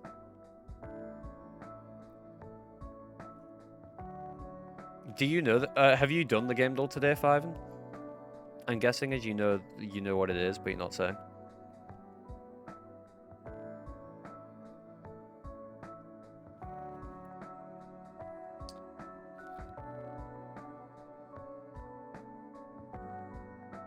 You played it with John Love? What, he streamed it? Oh, Golden Sun. I don't think Golden Sun's a terrible guess, but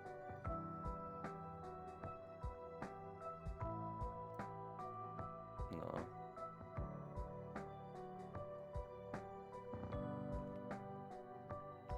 It's definitely not Fire Emblem.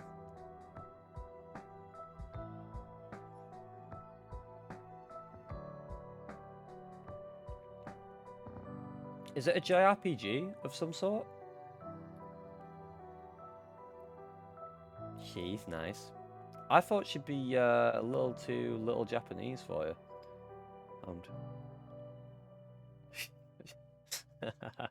Oh, I like the way we both went for the same joke there, Fiven.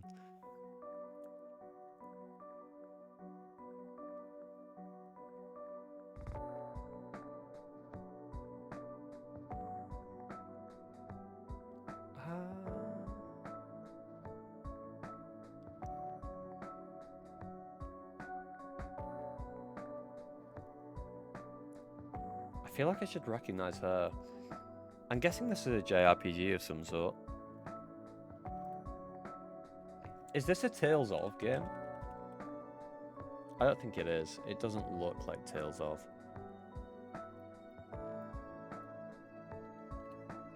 Oh, it's a beat 'em up.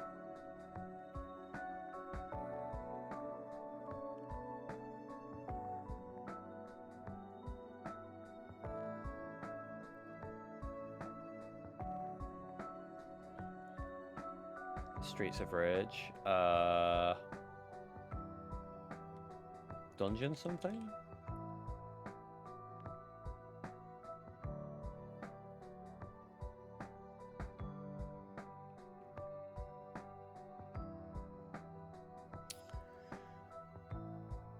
It's not that. It could be Dungeons of Dreadmore because I don't know what that is. It is Dungeon something. It's not Defenders. Could be Fighter Online. It's not Dungeon... I don't know what Dungeon Master is. It's not the original Dungeon Siege, I don't think, because that's not an anime-looking game, Dungeon Siege, from what I know. Unless they really changed the art style.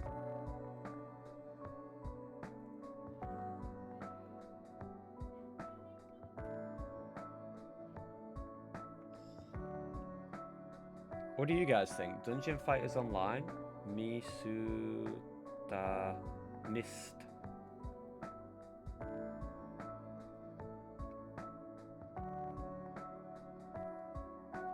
This isn't Chocobo's Mystery Dungeon, I know it's not. It could be Mystery Dungeon of some sort. It says Mist. Mist. Chronicles of Mystara.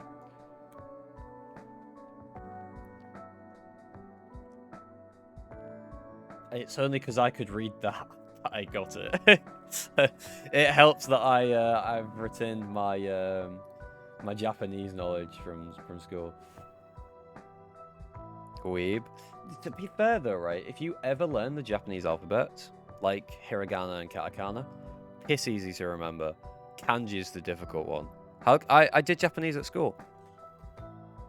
I did Japanese at GCSE and A level. So I can still read like 2 of the alphabets. Can you teach me Japanese? See, I can read it phonetically. A lot of it I wouldn't be able to pull meaning from anymore. Like there's certain things I could see and probably understand exactly what it means, but there's not all that much I would be able to understand anymore, if I'm honest. I've not, you know, when you don't practice a language, it's like a muscle, it kind of, you lose it. So I've kind of lost a lot of my Japanese skills. But I can still read the alphabets. All you need a lot of the time. I feel like I should recognize this. Katakana is generally borrowed words anyhow. So those are almost direct translation. Yeah, katakana's usually stolen from another language effectively. Sometimes English, sometimes other languages. But if you understand the phonetics, you can kind of pull what it means. Is this Roy? Roy from... BlazBlue. Disney Dark Souls? How do you mean Disney Dark Souls?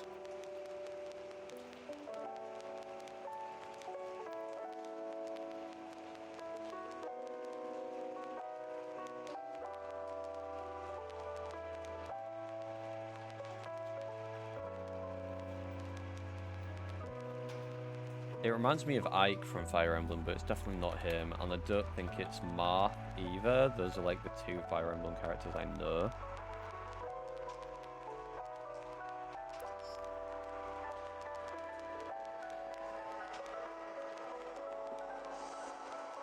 What do you mean by Disney Dark Souls?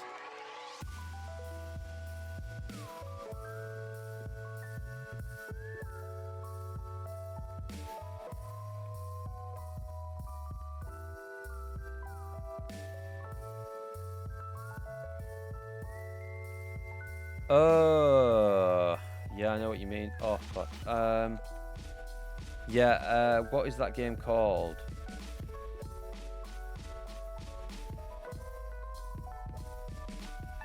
It reminds me of Legend of Korra, but it's not Legend of Korra. The main character looks a bit like that, right? Is that the one you're thinking of? Yeah, we're thinking of the exact same thing.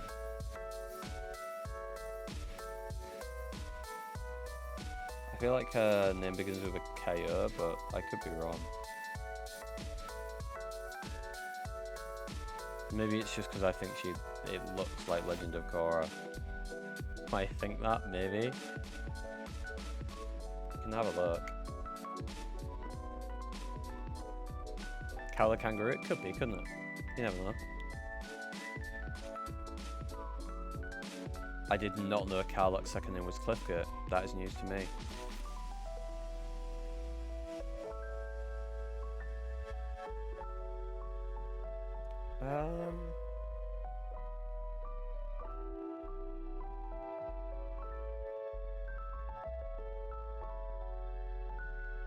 I feel like I should know this character.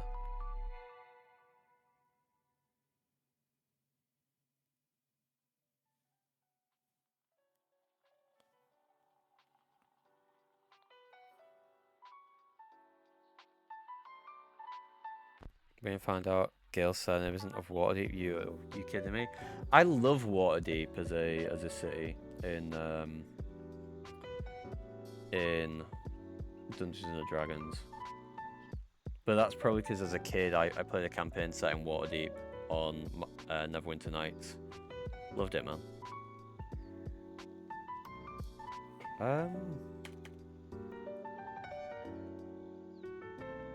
I feel like a skip might be in order. No, it's not. It's not a brother. It also makes me think of Requiem. Plague Tale. Like one of the kids from that, but I don't think it is. We're gonna do a skip. It is that spirit game. It's that spirit game. I don't know her name though. Do you guys? Kenna. Yeah, that's the one. I was close. I knew it began with a K. Spirit Guide Kenna. No wonder I couldn't fucking find it. That's fucking ass, isn't it? Her full name's not Spirit Guide. That's not her name, is it? That's her title.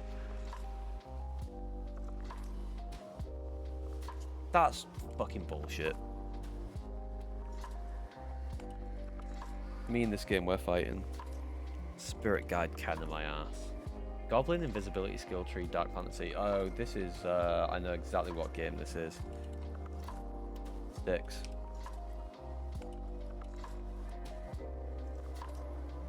There's multiple of these games, so I'm surprised I've only got one of them on here. I played a little bit of these, could never really get into them. With stealth games, I like to play a stealth game where you have a way to combat people. You know, you can maybe get rid of them, can maybe kill them. You're really limited in sticks. Really limited with how you can get rid of people.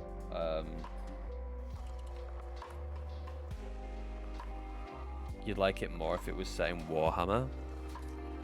I like Deus Ex, yeah. I like Deus Ex. I like Dishonored. Where you've got a bit more of a toolkit, you can play how you want. Styx is quite limited. You do have skills, but they're limited in what you can really do.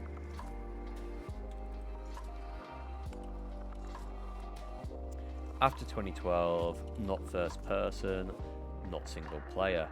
Alright. Battlefield... maybe not go Battlefield 6. That's a bit too recent, isn't it? It's not a shooter as well. Okay. Multiplayer after 2012.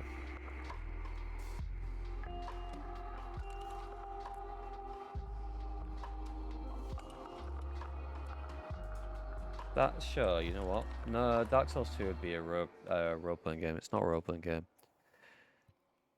Is Mortal Kombat 11 single player? Or is it only multiplayer?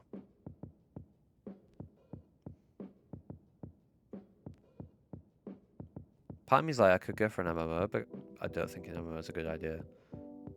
What about... Was it the Crew that was... Isn't that just online, the Crew 2? That's a completely different type of game. Give it a go.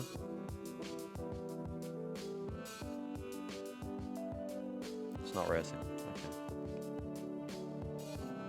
This is really interesting. It is not a single player game, but it is probably a side scroller or isometric.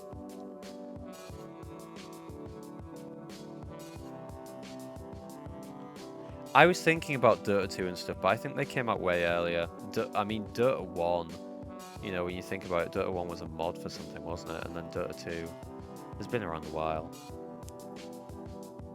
Definitely before 2013. Because I played Dota 2 at one point. Played a little bit of it.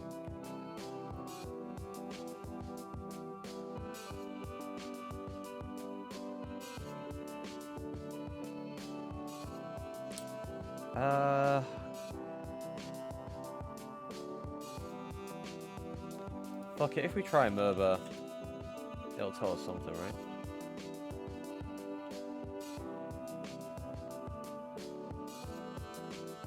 It is side view.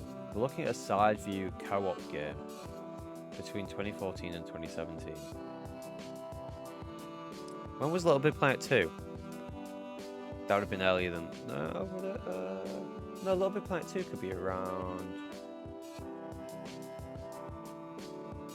No, 2014. No, that'd be too late, I think, for Little Big Planet 2.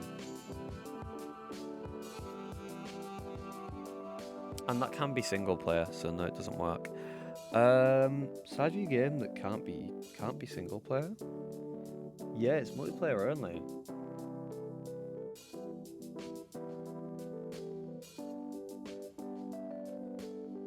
I mean, even speedrunners you can play single player. But it's not a racing game, so it can't be speedrunners. I mean, Little Big Planet's not a terrible guess, I just don't think it's right at all. Ultimate Chicken Horse, that is a really good shout. Right, yeah. Side view. Not a party game.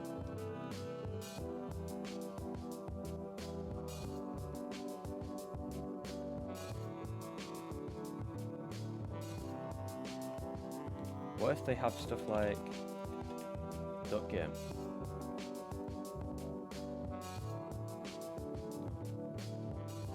It's not a shooter. It could be Stick Fight. Oh, it could be... Is it Nidhogg? Nidhogg 2, maybe? 2016? Or would that be... That sounds too early for Nidhogg 2 and too late for Nidhogg 1, doesn't it?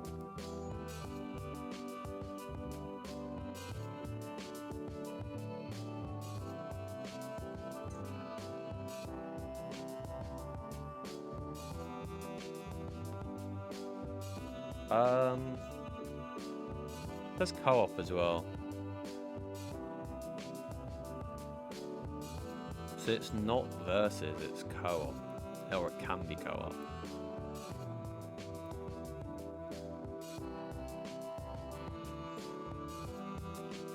Are there any side-scroller puzzle games? Co-op puzzle games?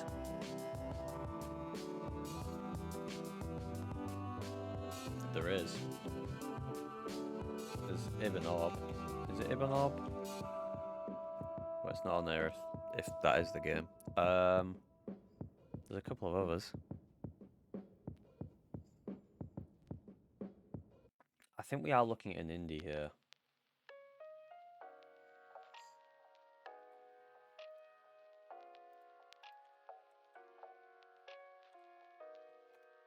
No, Nips and Knobs not on here. Is that a game? Is that genuinely a game, or are you taking the piss? Because there's another game I'm thinking of. Oh, you're a fucking dick. Fucking dick. No, there is another game I'm thinking of that's like Ibanob, but it's not Ibanob. I'm double checking myself. Is Ibanob what I'm thinking of? Yeah, Ibanob is a thing. There's another game that I'm thinking of that isn't Ibanob, but it's similar, but I can't think of what it is, what it's called.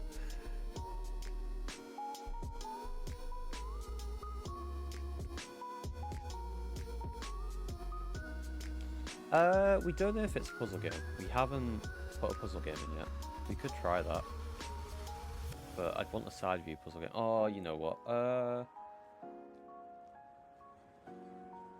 Looking at this, actually, I can already tell you it's not going to be Little Big Planet. Years don't check out, I don't think. And also, Little Big Planet's not been on any of these. Maybe Little Big Planet 3 has. But that'd also have single player, so. A one-time clear? I think that's too early. It might give us some shit. We can give it a go, but I think we'll get something shit. Okay, it is puzzle. It's a puzzle platformer. Yep, alright. What's the game like Ibanob, but you've got like one of the characters is like a fluffy triangle?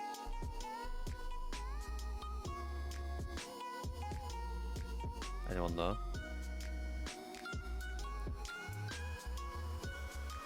I don't think I've played it, but I know of the game, but I can't think of the name of it.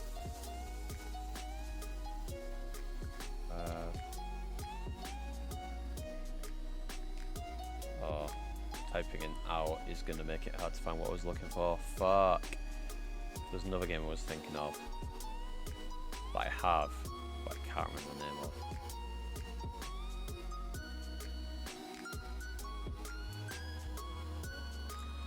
I don't think it's on here anywhere. If it's something out, I think it's something out.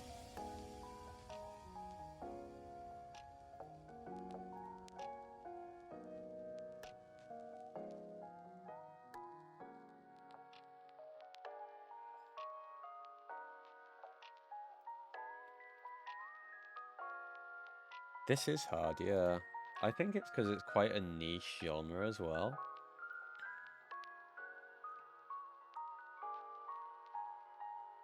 Puzzle game that's also side view, indie, platformer.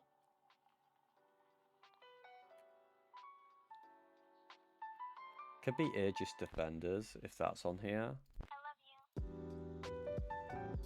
No.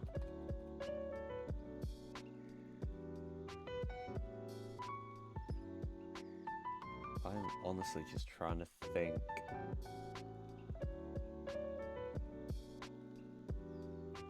Of games it could be.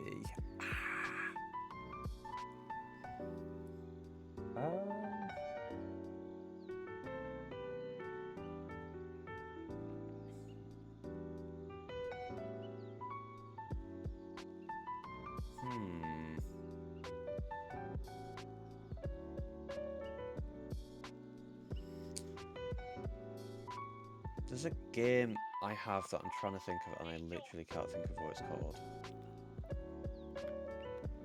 Not multiplayer side-scroller puzzle games. That's quite niche, isn't it? That is quite niche. I've played a couple. I just can't think of what they're called. And there's like one I can think of that I haven't played, and I couldn't tell you what it's called. But it's probably the one that it is, because it's quite a well-known one. Like where you played, like, characters of different shapes. I think there was a triangle, and I can't remember what the other shape was. Maybe a square. or something.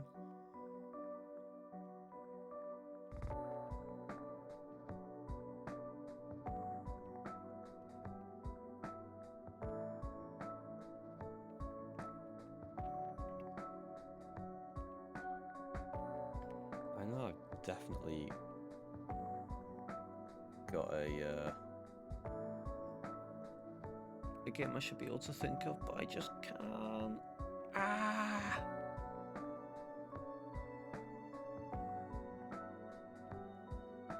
Do they have... Bakura, isn't that just a side-scroller? Am I right? Is it Bakura that's a side-scroller?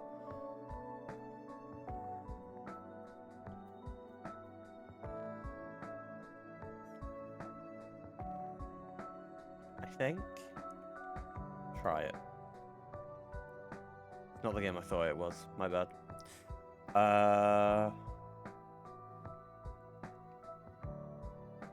You're thinking of Unravel. Yeah, that's single player though as well. Unravel 2, single player and multiplayer. Could it be Heavenly Bodies?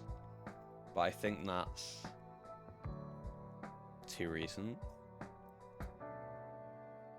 We've got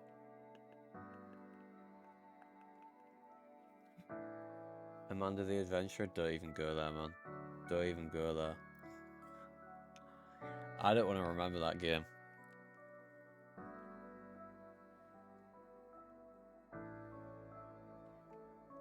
I couldn't tell you the year that Unravel 2 came out, but it can't be that. Unless they're giving us false information, which is fucking bullshit. Oh, it could be Parallel, but I doubt that's on here.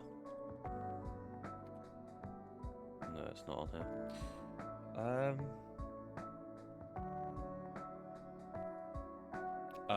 What if it's this?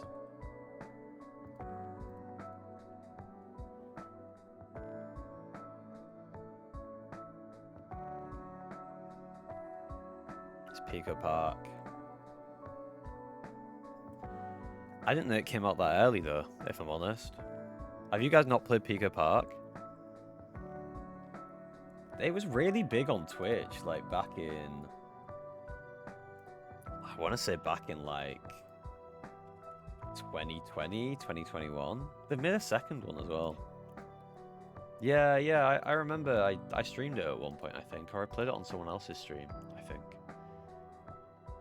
It's a fun little game, but it's not something I expected to come up on GameDull. You've heard of it?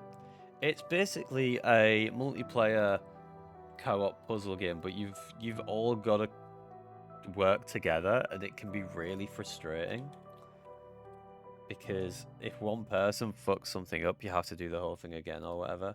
It's really good, though. It is good.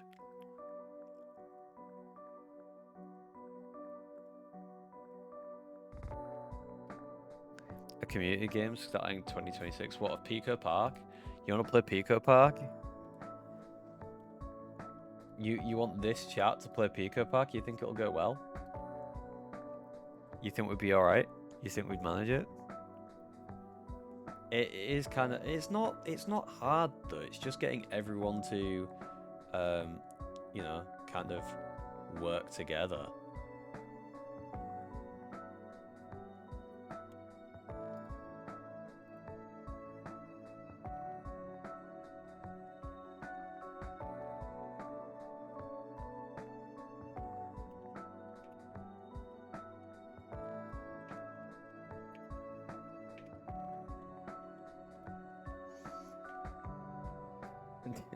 From now that you're here, did you have an abscess in your butt? Fucking hell, Lenori's offering surgery already. Lenori's taking it as a qualification.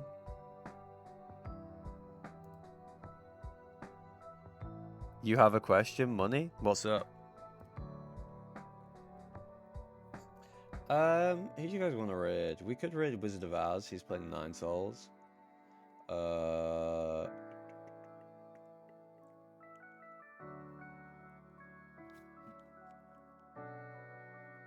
Do you watch viewer videos? It depends. It depends what it is. Sometimes I watch stuff, sometimes I don't.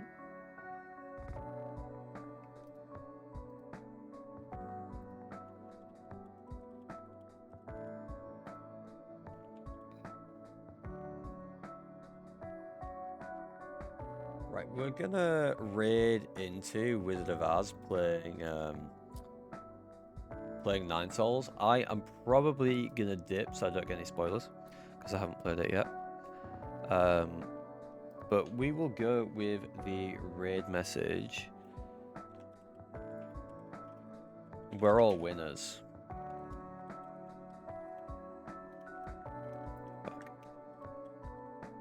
Ah, there we go. We're all winners. There we go. Thank you guys for hanging out. I do appreciate it. I probably won't be back until next Tuesday. So, well, I won't be back until next Tuesday. That's a definite. So I hope you guys all have a good Christmas. I hope Santa brings you everything you've asked for. Hope you have a good one. And I will be back next Tuesday. Hopefully. Next Tuesday should be the date of the next stream, unless there's something in the Discord to say there's not a stream because of, you know, I need a little bit of a breather with it being Christmas time. It's busy, isn't it? It's busy. It's nice to have time off, but every day I've been doing something. You know, I've not had that, you know, that nice time off of just chilling yet. Thanks for the stream. Merry Christmas. Merry Christmas to you too, Hugh. Thank you for hanging out. I work on Christmas. On Christmas Day? That's fucked, man. That's unlucky. How can I cope without Mother until next Tuesday? Watch the VODs, man. Gotta watch all the VODs. Oh yeah, Christmas. I keep forgetting it's Christmas, and I hope you've got everyone presents. Hope you've got them all sorted. Merry Christmas for everyone. Lurkers, you too. Yeah, to the lurkers as well. Merry Christmas to everyone. You don't do Christmas? I love Christmas. I like giving gifts. I like getting gifts. It's great. Great time. Great time. But hope you all have a good Christmas, and I will see you next Tuesday. Thank you all for hanging around. Bye.